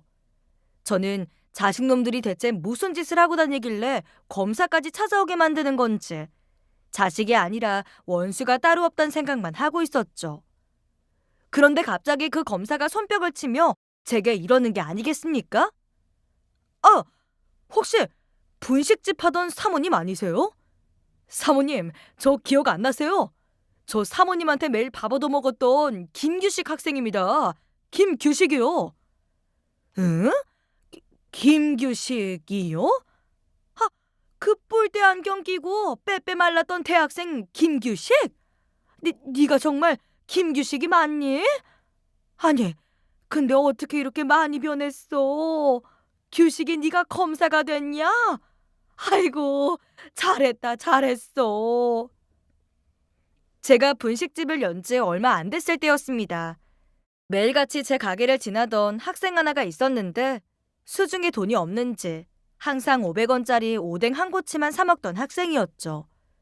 그 친구의 빈궁한 사정을 눈치챘던 저는 돈을 내지 않아도 되니 배고프면 가게 들러 밥을 먹으라고 말해주었습니다. 어차피 저도 밥을 먹어야 했기 때문에 숟가락 하나만 더 챙겨주면 되는 일이었어요. 학생이 얼마나 배가 고프면 가게를 기웃거릴까. 그래서 끼니 정도는 챙겨주고 싶었어요. 그 이후 교식 학생은 거의 매일 저에게 밥을 얻어먹었죠. 그렇게 저희 가게를 1년쯤 드나들었던 그 학생은 어느 순간 가게에 나타나지 않더라고요. 그런데 그 학생이 검사가 되어 오늘날 제 앞에 나타난 겁니다. 교식 학생은 환한 미소를 지으며 절 꼭 안아주더군요. 어쩐지 처음 봤을 때부터 낯이 익다고 생각했는데 사모님, 이렇게 만나게 될 줄 누가 알았겠어요. 제가 사모님 덕분에 잘 먹고 잘 커서 검사가 됐습니다. 진작 찾아가서 감사 인사를 드리려고 했는데 잘필 미루다가 이렇게 뵙게 됐네요. 그래, 규식 학생. 정말 장하네, 장해. 이제 김 검사님이라고 불러야겠구나. 이렇게 잘된 모습을 보니까 내가 다 기쁘네. 그런데 사모님, 대체 어떻게 하시다가 이런 섬마을에 혼자 계시게 된 거예요? 정말 자녀분들이 운영하는 회사와 아무 관계가 없으신 게 맞아요? 전 잠시 망설이다가 검사가 된 규식 학생에게 제게 있던 모든 일들을 털어놓았어요. 새 자식들이 저를 배신하고 모든 재산을 빼앗아갔고 그것도 모자라 제가 암에 걸리자마자 이 섬마을로 보내버렸던 사실까지 하나도 남김없이 얘기해 주었죠. 아직도 제가 왜 십수년 만에 만난 그 청년에게 한을 풀듯이 속을 전부 털어놓았는지 모르겠습니다. 아마 당시에는 제 억울함을 들어줄 사람이 필요했던 것 같아요. 제 사연을 전부 들은 김 검사는 저보다 훨씬 더 분개하며 자식들의 만행을 털어놓았어요. 제 자식놈들이 불법 투자회사를 차렸고 그 피해자가 점점 생기고 있었기 때문에 검사의 수사망에 포착됐다고 하더군요. 하지만 결정적인 증거가 부족했고 그 증거를 찾기 위해 제가 있는 섬마을까지 찾아온 거라고 했습니다. 하지만 김 검사는 그런 것과 관련된 건 전혀 모른다는 제 말에 실망하는 눈치였어요. 그리고 제 자식과 관련된 일이라서 꼬치꼬치 캐묻기도 어려워하는 것처럼 보였고요. 그런데 바로 그 순간 제 머릿속에 뭔가 퍼뜩 떠오르더라고요. 이게 도움이 될지 모르겠는데 내가 새 자식놈들 집을 3개월씩 돌아다니며 살았거든. 그런데 그때 막내딸이 했던 말이 하나 생각이 나. 상계동 오피스텔 월세를 똑같이 내야 하는데 큰오빠가 적게 낸다면서 불만을 터뜨리더라고. 내가 그 이야기 듣고 무슨 오피스텔을 말하는 거냐고 물어보니까 엄마는 알 것도 없다고 하는 거야. 만약 그놈들이 중요한 걸 숨겼다면 그 오피스텔이 아닐까? 상계동 오피스텔이요? 네, 그럴 가능성이 높습니다. 그런데 사모님, 자식분들이 처벌을 받을 수도 있는 일이에요. 그런데 괜찮으시겠어요? 내 소원이 그놈들 정신 차리는 걸 보는 걸세. 내가 다 얘기하지 않았나. 그러니까 그런 말 말고 죄진 놈 있으면 벌을 받게 만들어줘. 그게 검사가 해야 할 일 아닌가? 제 단호한 말에 김 검사가 고개를 끄덕이더군요. 그리고 다시 연락하겠다며 차를 몰고 서울로 떠났어요. 김 검사가 다녀간 이후 한 반년쯤 지났을 겁니다. 김 검사가 다시 찾아와서 제 자식놈들이 전부 구속됐다는 사실을 알려주더군요. 자식, 며느리 사위할 것 없이 모조리 투자회사에 연루돼 있었고 주범으로 재판을 받은 첫째와 둘째 그리고 막내딸은 실형을 피할 수가 없었죠. 며느리들과 사위는 집행유예를 선고받고 옥살이는 면하긴 했지만 그들이 은닉해둔 재산들은 전부 범죄 수익금 명목으로 압류가 되었답니다. 김 검사는 제가 제보한 그 오피스텔에서 거의 모든 증거를 찾아낼 수 있었다고 하더군요. 자식놈들이 나락으로 떨어졌단 소리를 들은 제 마음이 어땠을 것 같나요? 정말 말로 형용하기 힘들 만큼 묘한 감정이 들더군요. 하지만 제가 김 검사에게 제보했던 걸 후회하지는 않습니다. 죄를 지은 자식들이 벌을 받는 건 아주 당연한 일이라고 생각해요. 그렇다고 자식놈들에게 허망하게 빼앗긴 재산을 돌려받지는 못했습니다. 하지만 제게 아주 큰 기적이 생겼죠. 그건 위암 말기였던 제 상태가 더 이상 악화되지 않고 조금씩 호전되고 있다는 것이었어요. 의사도 이런 일은 참 드물다며 신기해하더군요. 병원에서는 곧 방사선 치료를 해도 될 것 같다는 희망적인 이야기를 해주었습니다. 어쩌면 자식들이 절 버린 그 섬에서 머물게 되면서 제 상태가 더 좋아졌는지도 모르겠습니다. 분명한 건 그 섬에 살게 되면서 제가 심리적으로 많이 안정됐다는 건 사실이니까요. 그 못된 자식놈들이 제게 한 짓 중에 그래도 잘한 짓이라면 절 섬에 버린 일이 아닐까요? 여전히 저는 그 섬에 머물면서 관광객들을 상대로 호떡을 팔고 있습니다. 친자식들에게 이것저것 빼앗긴 것들이 많지만 그 빈 공간을 섬에서 채우고 있어요. 이제는 바닷바람 흙내음이 그렇게 좋을 수가 없답니다. 여러분, 저 참 인생을 미련하게 살았지요? 나중에 남편을 만나면 꾸중을 들을지도 모르겠습니다. 제 사연은 이만 마무리하겠습니다. 미련한 늙은이의 신세 한탄을 들어주셔서 정말 감사합니다. 안녕하세요. 저는 서울에 살고 있는 48살의 여자입니다. 저는 가끔 과거로 돌아가고 싶다는 생각을 하는데요.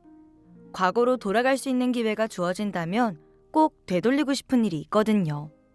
물론 지난 날로 돌아갈 수 없다는 것도 알고 또 현재의 삶을 잘 살고 있기도 하지만 한 번씩 그런 생각이 드는 건 어쩔 수 없나 봅니다.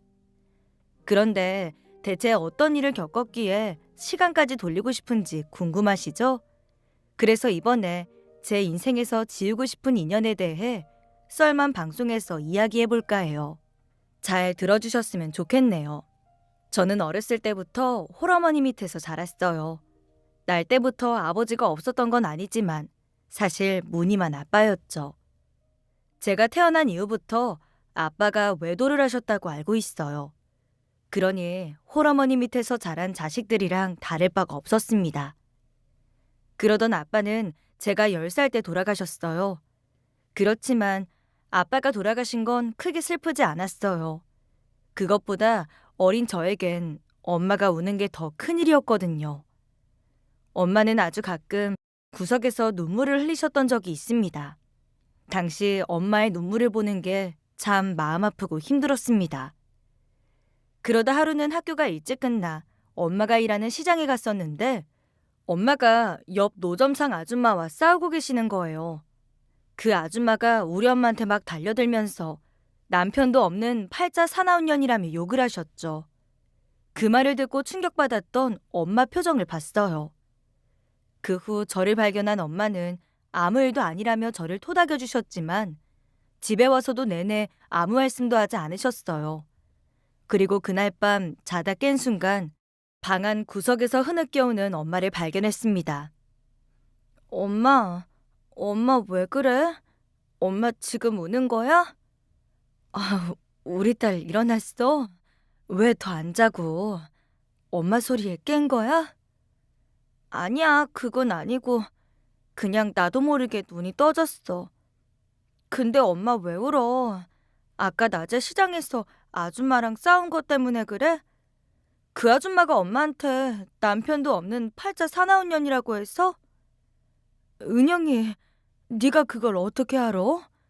너 혹시 아까 시장에서 엄마 싸운 거 다 지켜보고 있었던 거야? 그래?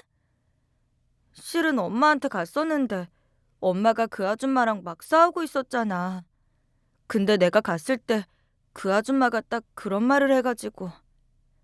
엄마, 그 아줌마가 우리 아빠 없다고 욕한 거지. 그래서 엄마 그 아줌마 때문에 우는 거잖아. 나도 다 안다고. 내가 그 아줌마 찾아가서 혼내줄 테니까 엄마 울지 마. 엄마가 울면 나도 슬프단 말이야. 제 말에 엄마는 눈물을 닦으며 애써 웃어 보이셨어요. 그래, 우리 딸이 걱정한다니까. 엄마 앞으로 절대 울면 안 되겠다. 절대 안 울게. 걱정하지 마. 그리고 아까 엄마 싸우는 거 봐서 많이 놀랬지? 우리 딸 놀라게 해서 미안해. 알겠어. 엄마 그래도 오늘 그 아줌마처럼 누가 또 엄마한테 화내고 그런 말 하면 꼭 말해. 내가 가서 다 혼내줄게. 엄마한테는 내가 있잖아. 응? 그 말을 듣고 엄마는 다시 눈물을 흘리면서 저를 품에 꼭 안아주셨습니다. 그래, 나는 우리 딸이 있지. 남편 없어도 우리 딸이 있어서 살아. 정말 든든하다. 고마워, 내 딸. 너는 절대 엄마 팔자 담지 마. 우리 딸은 나중에 좋은 남편 만나서 사랑받고 걱정 없이 살아. 엄마처럼 이런 대접 받지 말고 남편 그늘에서 살면서 행복하게 살아야 돼, 꼭. 엄마는 저를 안고 하염없이 울면서 그런 말들을 하셨어요. 아직 어렸던 저는 엄마 말뜻을 이해하지 못한 채 그저 엄마 품에 안겨 있을 뿐이었습니다. 그리고 나중에 다 크고 나서야 엄마가 했던 말의 뜻을 알 수 있었네요. 그 이후부터 엄마는 제 앞에서 우는 모습을 보이신 적이 없습니다. 더 이악 물고 악착같이 일하셨죠. 노점 상의를 하며 돈을 모으셨고 그 돈으로 작은 식당 하나를 차리셨습니다. 작은 순댓국집으로 시작했는데 줄 서서 먹는 사람도 생기고 소위 말하는 대박 식당이 됐어요. 그 덕에 좁은 지하실방에서 벗어나 새 집으로 이사할 수 있었고 고생만 하던 엄마와 제 삶도 편안해질 수 있었습니다. 엄마 가게는 점점 더 잘 되면서 넓은 곳으로 옮기고 일하는 직원도 늘어났죠. 하루는 주말이라 손님이 몰릴 것 같아 가게 일을 도우러 갔는데 식당 직원 중에 처음 보는 남자가 있는 거예요. 한눈에 봐도 제 또래 같더라고요. 일한 지 얼마 되지 않아 긴장하고 있으면서도 어떻게든 자기 몫을 하려고 하는 모습이 인상적이었습니다. 그 사람은 저보다 2살 위의 오빠였는데 집안 형편 때문에 직접 등록금을 벌기 위해 휴학하고 우리 식당에서 일하고 있다고 하더라고요. 그 오빠의 사정을 알게 됐고 엄마 가게에 갈 때마다 제가 챙겨주곤 했는데 그러다 그 사람에게 정이 들고 말았나 봐요. 어느새 우리 둘은 가까워지며 연인 사이가 되었어요. 그리고 엄마도 저와 오빠가 사귄다는 걸 알게 되셨습니다. 집안 형편 하나 어려운 것 말고는 흠잡을 게 없는 사람이라고 잘 만나보라고 하셨죠. 저희는 한 4년 정도 연애했고 그 후 식을 올려 부부가 됐습니다. 신혼생활은 정말 행복했어요. 신혼이라는 것 자체만으로도 너무 행복했죠. 그렇게 행복한 신혼생활을 보내고 있을 때였습니다. 남편 퇴근 시간에 맞춰 저녁 준비를 하고 있는데 남편에게서 전화가 왔어요. 시골에 계신 시어머님이 허리를 다쳐서 서울에 있는 병원으로 모신다는 연락이었습니다. 어머님이 다치셨단 말에 병원에 가보니 남편이 많이 놀랬는지 얼굴이 하얗게 질려 있더라고요. 어머님이 다치셨다고 하니 많이 놀라고 긴장한 것 같았어요.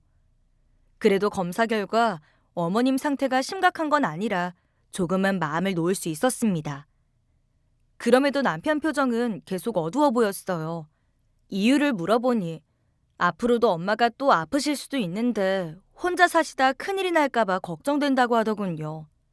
남편은 속상한지 고개를 푹 숙였습니다. 어머님 생각에 머리가 복잡한 것 같았네요. 사실 시댁도 시아버지가 일찍 돌아가시고 남편이 어머님 밑에서 자랐거든요. 그런 어머님이 혼자 사시다 다치셨으니 아들 입장에서는 그게 정말 속상했었나 봐요. 어머님이 병원에 입원해 있다는 얘기를 듣고 친정엄마도 한달음에 달려오셨습니다. 아픈 사돈을 위해 음식까지 해오셨어요. 시어머님께서도 엄마 음식이 입에 맞으셨는지 맛있게 드시더라고요. 그리고 감사 인사까지 하셨어요. 아휴, 제가 병원 밥이 입에 안 맞아서 끼니 때마다 정말 고역이었는데 사돈이 해준 음식 먹으니까 살 것 같아요. 정말 고맙습니다. 아유, 뭘요. 남도 아니고 사돈인데 이 정도는 얼마든지 해드려야죠. 아플수록 잘 드셔야 되는 거 아시죠? 뭐 더 드시고 싶은 거 있으면 말씀하세요. 제가 해다 드릴게요. 아닙니다. 어떻게 또 사돈 신세를 지겠어요? 괜찮습니다. 그리고 얼른 고향으로 내려가야죠. 시골 집구석에서 혼자 아픈 게 낫지. 애들이 저 때문에 고생하는 거 보니까 마음이 불편해요. 그 말에 남편이 시어머님께 버럭 화를 냈습니다. 엄마, 왜 그래요 대체? 다 나으실 때까지 서울에 계시라니까. 우리한테 뭐 그렇게 패를 끼친다고 그러세요? 경우야, 그런 말 마라. 난 그냥 시골에서 혼자 지내는 게 편해. 여기 있어봐야 니들 고생만 시키지. 안 그러냐? 며칠 더 있다 시골로 내려갈 거니까 그렇게 알아. 엄마, 진짜 계속 이러실 거예요? 혼자 사시다가 이번처럼 또 다치시면 어떡해요? 고집 부리지 마시고 그냥 여기 계시면 안 돼요? 엄마 혼자 두는 거 나 불안해서 못하겠어요. 남편은 너무 속이 상했는지 어머님 앞에서 눈물을 보였습니다. 남편도 우니까 저도 어찌할 바를 모르겠더라고요. 듣고 계시던 어머님도 마음이 아프신 눈치였죠. 예, 이 엄마한테 마음 써주는 거 고맙다. 그렇지만 내가 시골집 정리하고 서울 올라와서 너희랑 살려면 우리 식구 다 살 집이 있어야 하잖니. 지금 집은 너네 둘만 살아도 좁던데. 아유, 내가 어떻게 그 집에서 살아. 앞으로 같이 살 생각하면 더 큰 집이 있어야 하는데 지금 우리 형편에 집 마련하는 것도 힘들고 안 그러니? 어머님의 말에 남편이나 저나 달리 뭐라 할 말이 없었어요. 어머님 말씀이 맞았거든요. 그때 옆에서 듣고 있던 엄마가 나섰어요. 최서방, 어머님 모시는 걸 고민하고 있어? 지금 집보다 큰 집으로 옮기면 되지. 내가 도와줄 테니까 얼른 오늘부터 넓은 집 알아봐. 시골에 어머님 혼자 사시게 두는 것도 자식도리가 아니야. 엄마의 말에 남편과 시어머님, 그리고 저까지 깜짝 놀랐어요. 엄마가 집을 해주신다고 할 줄은 몰랐거든요. 엄마, 괜찮아요. 이 사람이랑 나랑 해결하면 돼요. 엄마까지 신경 쓰지 마세요. 네, 장모님. 이건 은영이 말이 맞아요. 아무리 그래도 저희 어머님 모시는 건데 어떻게 장모님께 신세를 져요. 정말 괜찮습니다. 그 말에 엄마는 저와 남편을 나무라셨어요. 너희들 그냥 내가 시키는 대로 해. 너희들끼리 모아서 어느 세월에 큰 집으로 옮겨. 내가 다 여의가 되니까 해주는 거야. 이럴 때는 그냥 고맙습니다 하고 받아. 장모님 아니에요. 저희한테 해주신 것도 많은데 어떻게 집까지 받아요. 집은 어떻게든 제가 해보겠습니다. 최서방, 그런 말 하지 말어. 어머니 걱정에 울기까지 했으면서 얼른 모셔와야지. 어느 세월에 돈 벌어서 어머님 모시고 살려 그래. 내가 남도 아니고 집 하나 못 해주겠어? 그러니까 아무 말 말어. 장모님, 감사합니다. 그리고 죄송해요. 저희가 알아서 했어야 하는 건데 정말 죄송합니다. 남편은 우리 엄마에게 고맙다고 고개를 숙였고 듣고 계시던 시어머님도 어쩔 줄을 몰라 하셨어요. 아유, 사돈, 이 은혜를 어떻게 갚아야 할지 모르겠네요.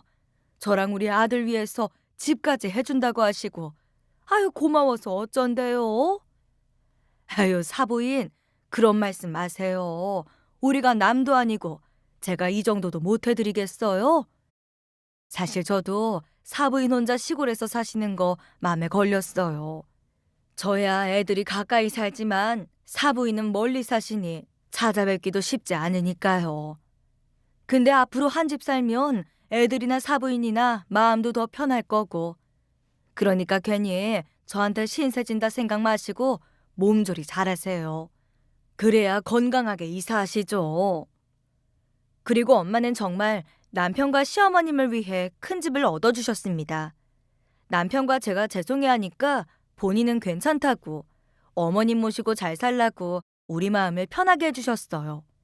남편도 시어머니도 모두 우리 엄마한테 감사하다고 살면서 앞으로 이 은혜 꼭 갚겠다고 했고요. 그 후 엄마가 사주신 집에서 시어머님을 모시고 함께 살기 시작했습니다. 얼마 후 태어난 아이까지 우리 네 식구 별 문제 없이 행복하게 잘 살았어요. 그러나 평화로운 일상은 그리 오래가지 못했습니다. 애아빠가 다니던 회사가 부도가 나 하루아침에 백수신세가 되고 만 거예요. 앞으로 어떻게 해야 하나 고민하고 있는데 엄마가 저희를 부르셨어요. 그러더니 남편에게 엄마 식당에서 일하라고 하셨습니다. 또 앞으로 남편이 엄마 가게를 물려받았으면 하시더라고요. 엄마의 제안 덕분에 우리 집은 걱정을 덜게 됐습니다. 남편도 예전에 일했던 적이 있으니 식당 일도 빠르게 적응해 정말 다행이었죠. 그렇게 남편은 엄마 가게에서 일하게 됐습니다.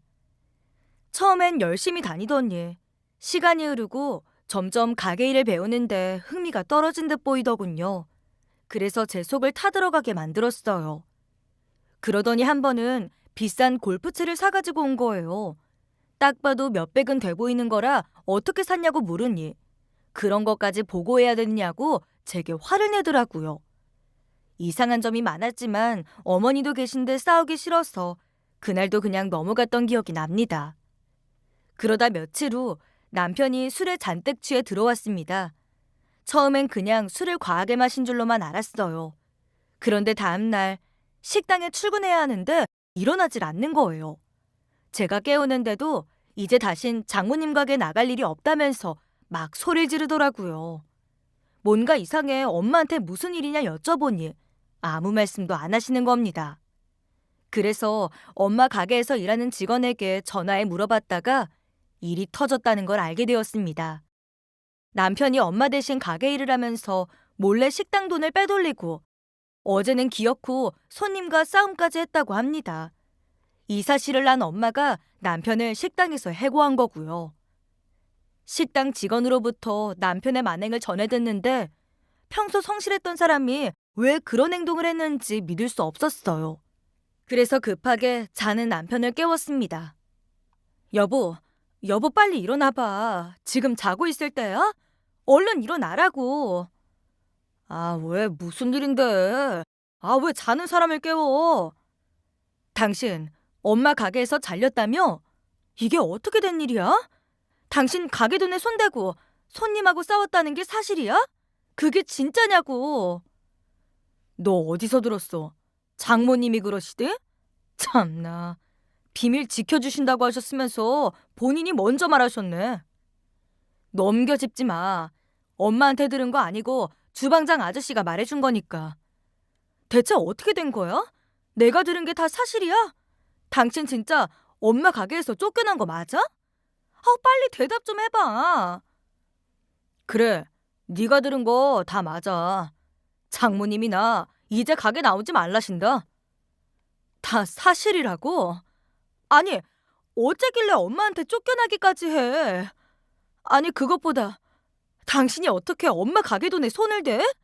나 진짜 믿어지질 않아서 그래.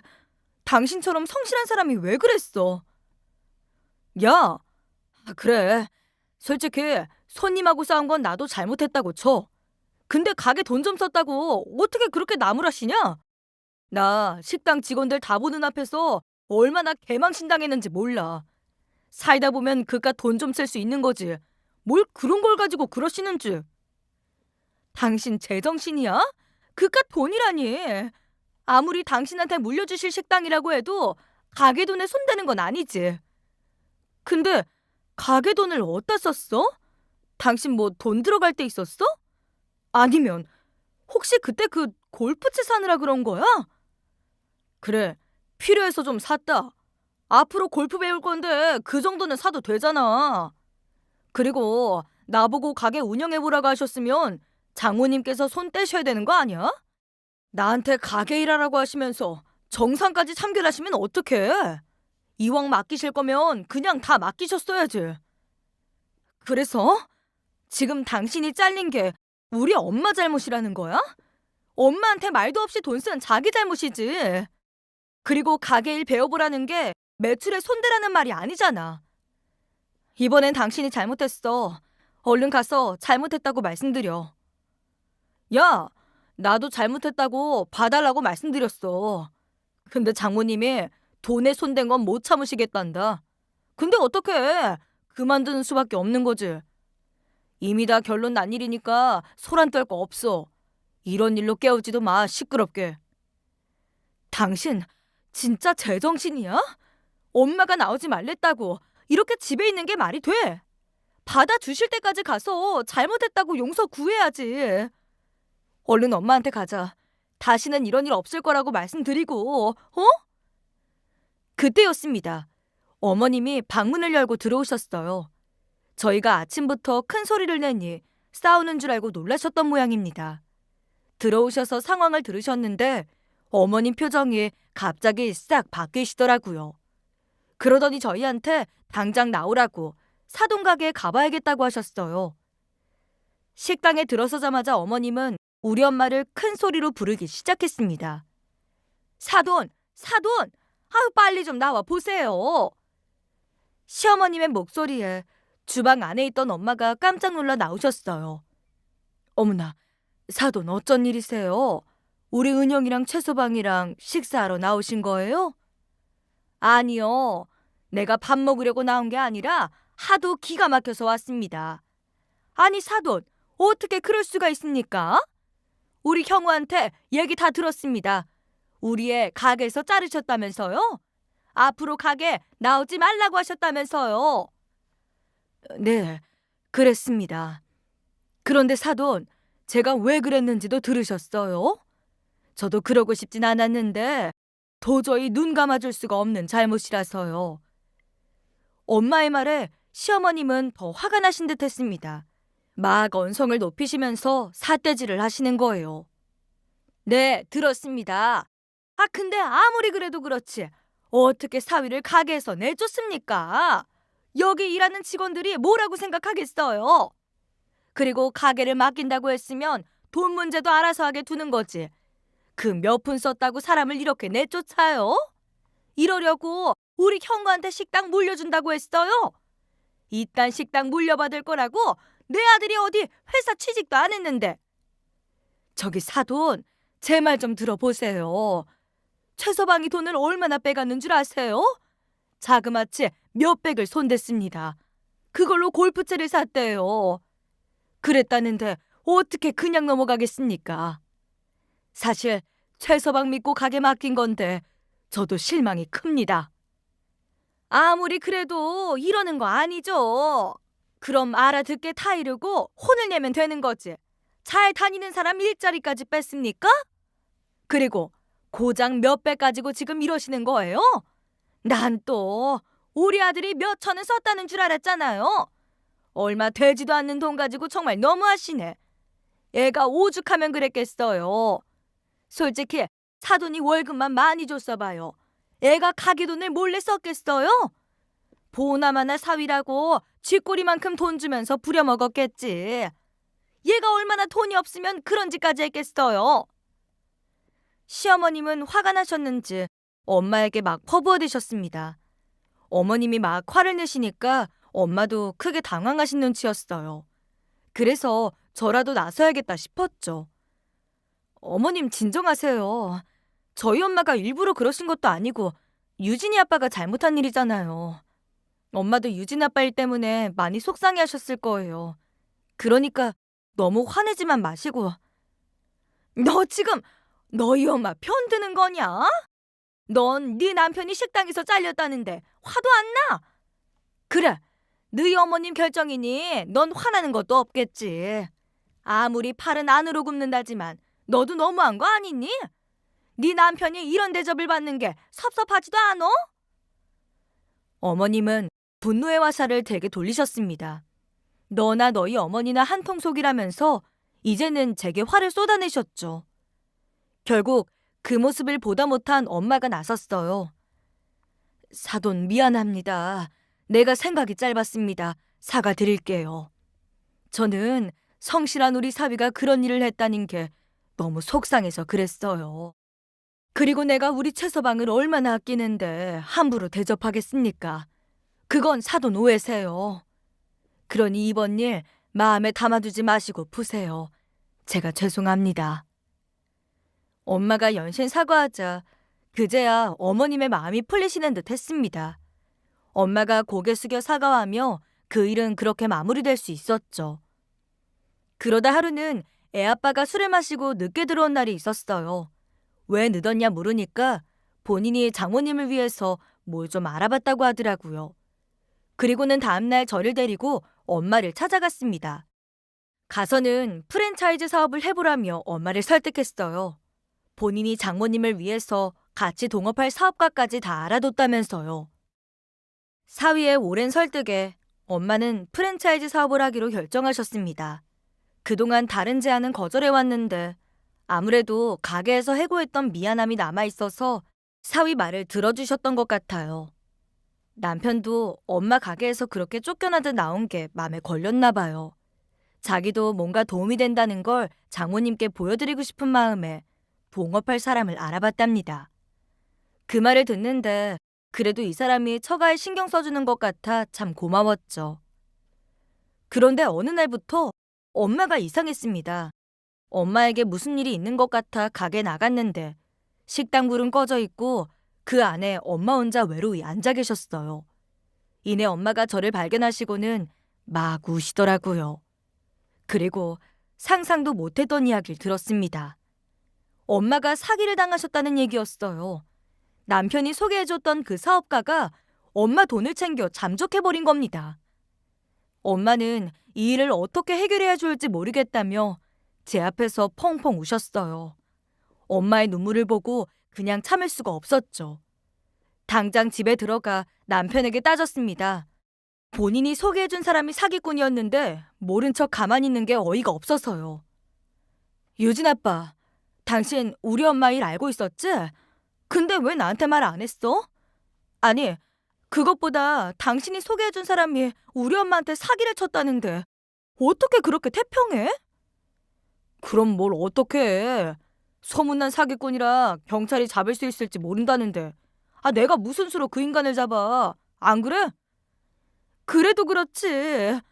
그리고 그 사람 당신이 엄마한테 소개시켜준 거잖아. 그럼 조금이라도 미안해하고 책임져야 되는 거 아니야? 이렇게 손 놓고 있을 거냐고. 왜 나한테 성질이야? 내가 그 일하라고 장모님 등 떠밀었어? 어쨌든 선택은 장모님이 하신 거잖아. 근데 왜 나한테 이래? 뭐? 프랜차이즈 생각 없는 우리 엄마 몇 날 며칠 설득할 땐 언제고 이제 와 딴소리야? 우리 엄마 사위가 하도 설득하니까 하신 거잖아. 그거 몰라? 뭐가 됐든 장모님 본인이 결정한 건데 왜 나한테 난리야? 시끄럽고 니네 엄마 돕고 싶으면 너나 나가서 도와. 나가서 범인을 잡든지 맘대로 해. 뻔뻔한 남편 태도에 정말 기가 막혔습니다. 내 남편이 이런 사람이었나 싶고 진짜 오만정이 다 떨어지더라고요. 너무 실망해서 그 길로 집을 나와 엄마에게 갔습니다. 마음 같아서는 당장 이혼하고 싶을 정도였어요. 일단 친정에 갔는데 엄마는 화난 제 표정을 보시고는 저를 달래주셨습니다. 너 여긴 뭐하러 왔어? 엄만 괜찮다니까 뭐하러 와? 시어머님이랑 최서방이 싫어할 텐데.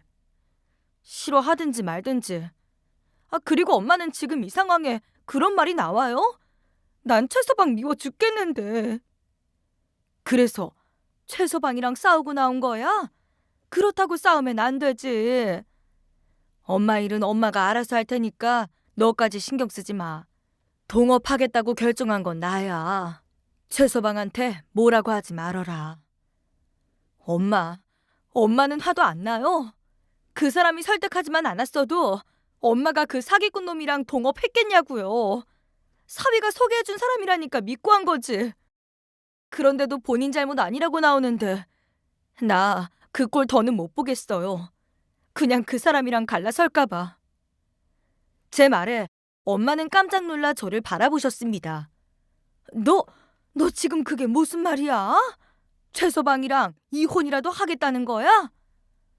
이혼하면 하지 못할 건 뭐예요? 나 솔직히 엄마 가게에서 사고 쳤던 것도 그렇고 이번 일도 그렇고 그 사람한테 실망이 커요. 하지만 이 정도로 비겁한 사람인 줄은 몰랐어요.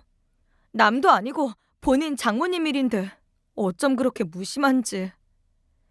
너 그래도 이혼은 안 돼. 여자 혼자 사는 게 어떤 건지 몰라서 그래? 네 아빠 때문에 나 고생한 거 몰라? 어찌됐든 남편 그늘에 있어야 돼. 지금 상황에 너까지 이혼하면 이 엄마는 어떻게 살라 그래? 허튼 생각하지 말고 최서방한테 잘해. 그래도 그만한 사람 없다. 엄마는 제 이혼을 극구 말리셨어요. 아무래도 본인이 남편 없이 혼자 살며 고생해 오셨기에 더 반대하셨던 것 같습니다. 그래서 더는 이혼 얘기를 꺼낼 수 없었고 엄마 설득에 어쩔 수 없이 마음을 바꿔먹었습니다. 안 그래도 힘든 엄마를 더 힘들게 할 수 없었거든요. 그런데 참 야속하게도 엄마에게는 견디기 힘든 일만 일어났습니다. 사기꾼은 잡히지 않았고 식당과 엄마가 사시는 작은 집 한 채만을 남기고 그 많던 재산도 다 잃었어요. 게다가 그 충격을 이기지 못한 엄마는 대장암 판정까지 받으셨네요. 그 뒤 엄마는 항암 치료를 시작했어요. 그러다 보니 더 쇠약해지셨고 아픈 엄마를 혼자 둘 수 없어서 우리 집으로 모시게 되었습니다. 엄마가 집에 봐도 남편과 시모는 아무 말도 없었어요. 하지만 그런 걸 신경 쓸 겨를이 없었습니다. 우리 엄마를 위해 뭐라도 해드리는 게 먼저였으니까요. 그래서 엄마를 위해 닭발을 삶았습니다. 암 환자에게 좋다기에 직접 끓이고 있는데 시모가 다가와 한마디 하더군요. 얘, 너 지금 그걸 꼭 삶아야 돼? 온 집안에 닭발 삶는 냄새 나잖아. 아, 어머니 금방 끝나요. 거의 다 삶았으니까 조금만 기다려주세요. 그걸 언제까지 기다려? 그리고 너희 어머니를 왜 여기로 모시고 오니? 너희 어머니 집 있잖아. 왜 여기까지 데려와서 이 난리야? 어머니, 암 환자를 어떻게 집에 혼자 둬요? 딸인 제가 모시고 돌봐드리는 게 맞는 거죠. 그리고 여기 우리 엄마가 해주신 집인 거 잊어버리셨어요? 저희 엄마도 이 집에 오실 권리 있으세요. 아이고, 그래. 참 대단한 권리다. 10년도 더 전에 이 집 한 채 해줬다고 지금 유세 떠는 거냐? 그럼 뭐해? 사기꾼한테 된통 당해가지고 그 많은 재산 다 날리고 암까지 걸려서 여기 와서 저러고 있는데. 어쨌든 저는 못 나가요. 닭발 냄새 심하시면 잠깐 밖에 나갔다 오시던가요. 뭐야? 이게 셰미 말을 우습게 알고? 화가 난 시모가 제게 달려왔고 끓고 있는 솥을 들어 싱크대로 내던졌습니다. 어머니, 지금 뭐 하시는 거예요? 이걸 다 버리시면 어떡해요? 왜? 네가 못한다니까 내가 버렸다. 왜 내 집에서 저런 냄새 나는 걸 끓여? 재수없게 아픈 지 엄마를 데리고 오질 않나. 마음에 드는 구석이 하나도 없어. 너 예전에 네 엄마가 이 집 하나 해준 거 가지고 유세 떠나 본데? 정신 차려. 우리 아들이나 되니까 너 데리고 사는 거야. 집안 쫄딱 망한 년 데리고 살아주는 거에 감사해야지. 어디서 큰 소리야? 그때였습니다. 거실에서 쿵 하는 소리가 들렸습니다. 놀라 나가보니 엄마가 그 자리에서 쓰러지신 거였어요. 시모의 폐악질을 보고 충격받아 쓰러지신 듯 했습니다. 일단 엄마를 병원으로 모셨지만 의식은 돌아오지 않았습니다. 그땐 모든 일이 저 때문에 일어난 것 같았어요. 사위말 듣고 사기당한 것도 사돈댁에 집까지 해주고도 대접받지 못하는 게 모두 제 탓 같아 자책만 하게 됐죠. 엄마가 깨어나지 못하시니 당장 병원비가 문제였어요. 시댁한테 돈 빌리기 죽기보다 싫었는데 도와달라고 할 곳이 그곳밖에 없더라고요. 그래도 엄마를 위해 시댁으로 가 시한부 친정엄마 병원비 좀 빌려달라고 거의 빌듯이 애원했습니다. 어머님, 돈 좀 있으시면 저 좀 빌려주세요. 당장 엄마 병원비가 없어서요. 제발 좀 도와주세요. 하지만 그런 제 읍소에 돌아온 것은 시어머니의 콧방귀뿐이었네요. 왜? 그날은 잘났다고 고개 빳빳하게 들고서 소리치더니 병원비 없으니까 이제 돈 구걸하러 왔니? 근데 어떡하니? 네 엄마한테 줄 돈은 죽었다 깨나도 없는데 우리가 미쳤니? 어머니, 정말 너무하시는 거 아니에요? 우리 엄마가 어머님한테 어떻게 했는지 잊으셨어요? 어머님이랑 같이 살라고 집까지 얻어주셨는데. 그러자 옆에 있던 남편이 나섰습니다. 너 집 얘기 언제까지 할 거야? 이거 하나 해줬다고 큰 소리 치는 거야? 됐고, 우린 줄 돈 없으니까 꺼져. 야, 네가 사람이냐? 어떻게 인간이 이렇게 뻔뻔해? 우리 엄마가 너한테 어떻게 해줬는데? 우리 엄마가 지금 누구 때문에 아픈 건데? 네가 프랜차이즈인지 뭔지 그거 하자고 설득만 하지 않았어도 이렇게 안 됐어. 알아? 야, 얘 또 내 탓하고 있네? 야, 네 엄마가 선택한 걸 왜 내 탓을 해? 그렇게 싫었으면 하질 말았어야지. 뭐, 잘못되니까 내 탓이냐? 야, 어차피 나 돈 없어서 네 엄마 병원비 주지도 못해. 아니, 있어도 못 주지. 황천길 갈 노인네한테는 1원도 아깝다고. 더 할 말 없으면 꺼져. 재수없게 서 있지 말고. 남편과 시모는 울며 매달리는 저를 끌어냈습니다. 지금 생각해보면 남편과 시모는 제가 그들과 절대 갈라서지 못할 거라 생각했나 봐요. 그게 아니라면 어떻게 저를 그런 식으로 대할 수가 있었겠습니까? 그렇게 집에서 쫓겨나 다시 병원으로 향하는데 제 자신이 너무나 비참했어요. 병원으로 돌아와서 한참을 울었습니다. 울다 지쳐 엄마 얼굴을 가만히 바라보고 있는데 그 순간 혼수 상태로 누워있던 엄마가 눈을 떴어요. 엄마, 엄마 정신이 들어요? 나 누군지 알겠어? 그럼 알지. 엄마가 내 딸을 왜 몰라. 사랑하는 우리 딸 기억하지? 엄마가 우리 딸한테 할 말이 있어. 뭔데요? 일단 무리하지 말고 있어요. 내가 의사 선생님 불러올 테니까. 잠깐만 있어봐. 그 전에 엄마 말부터 들어. 너 최서방이랑 이혼하고 싶어 했지? 엄마가 반대해서 못했던 거 다 알아. 엄마가 미안하다. 내가 생각이 짧았어. 엄만 괜찮으니까 최서방이랑 갈라서 이혼하고 네 행복 찾아. 엄마 왜 그래요? 엄마 이혼하는 거 싫어했잖아요. 그래. 근데 엄마 욕심 때문에 내 새끼가 그런 대접 받고 사는 거 못 봐. 그리고 너 엄마 집에 좀 다녀와. 엄마 방에 금고가 하나 있어. 그거 비밀번호가 네 생일이거든? 그 금고 열어보고 네가 하고 싶은 대로 해. 금고 안에 든 거 아무도 주지 말고 너 위해서 써. 그게 엄마 마지막 소원이야. 알았어? 금고를 열어보란 말만 남긴 채 엄마는 다시 깊은 잠에 빠져드셨고 저는 엄마를 의료진들의 손에 맡긴 채 집으로 향했어요. 집에 도착해 엄마 방에 들어가니 작은 금고 하나가 있었어요. 그 안에는 땅 문서와 편지가 들어있었습니다. 편지 안에는 내 딸을 위한 마지막 선물이라고 쓰여 있었어요. 엄마는 힘든 그 상황에서도 저를 위해 땅 문서만은 지키셨던 거예요. 엄마의 마지막 당부에 저는 이혼을 결심했습니다. 그리고 우리가 베푼 은혜도 모르는 남편과 시모에게 복수해주겠다고 다짐했어요. 그저 깊은 잠을 주무시는 줄로만 알았던 엄마는 며칠 후 세상을 떠나셨습니다. 엄마가 돌아가시자마자 남편과 시모가 찾아왔었어요.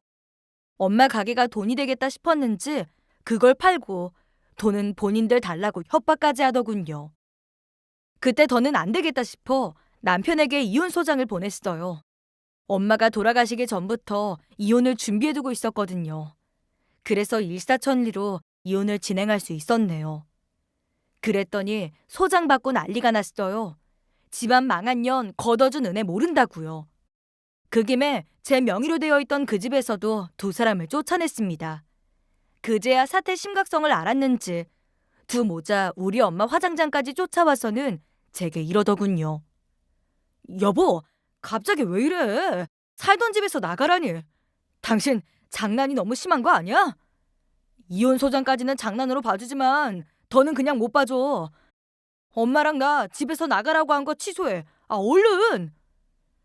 뭔가 착각하나 본데. 나 장난 아니야. 누가 소장을 장난으로 보내? 그리고 그 집 쫄딱 망한 우리 엄마가 해준 집이잖아.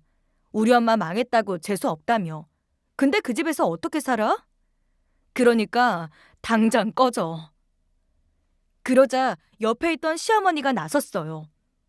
유진 엄마야. 아유, 무섭게 왜 그러니? 지금 네가 엄마 돌아가신 일로 충격이 큰가 본데? 그래도 이러면 안 되지. 우리가 이해해 줄 테니까 이혼은 없던 일로 하자. 어머니, 저 지금 너무 멀쩡해요. 어머님 아들이랑 앞으로 더 살겠다고 하면 그게 미친 거죠. 저는 할 말 다 했으니까 그 집에서 당장 나가세요. 경찰한테 쫓겨나기 전에.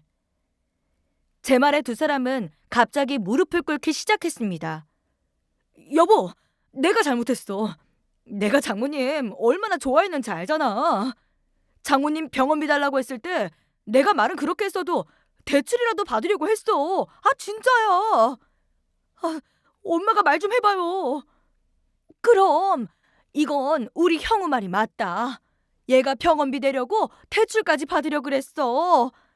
그러니까 이러지 말고 마음 풀어. 우리 무섭게 경찰 부르지 말고 말로 하자. 응? 황천길 갈 노인네한테 1원도 아깝다더니 왜 한 입으로 두 말을 하고 그래? 집에서 내쫓으니까 이제 후회되시나 본데. 그러니까 진작 잘하셨어야지. 우리 엄마한테 은혜 갚지는 못할 망정 거지 취급하더니 꼴 좋다. 당신들 쫄딱 망하게 해줄 테니까 두고 봐. 그제야 본인들 잘못을 알았는지 남편과 시모는 제 치마를 붙잡으며 매달리는데 한바탕 소란이 있었고 주변 사람들의 도움으로 진드기 같은 모자 겨우 떼어낼 수 있었습니다. 그리고 저는 곧바로 이혼 재판을 준비했어요. 남편의 유책 사유가 인정되며 위자료까지 받으며 갈라섰습니다. 남편과 시모 알거지 만들어 집에서 쫓아내는데 성공한 거죠. 우리 엄마 은혜도 모르고 까분 것들 인생 완전히 나락으로 보내버렸습니다. 그 인간들에게서 벗어나 지금 저는 제2의 인생을 살고 있어요. 엄마 가게도 물려받았고 유산으로 받은 그 땅도 재개발에 들어가 지금 풍족한 삶을 살고 있습니다. 이 정도면 엄마 유언대로 행복하게 살고 있는 거겠죠?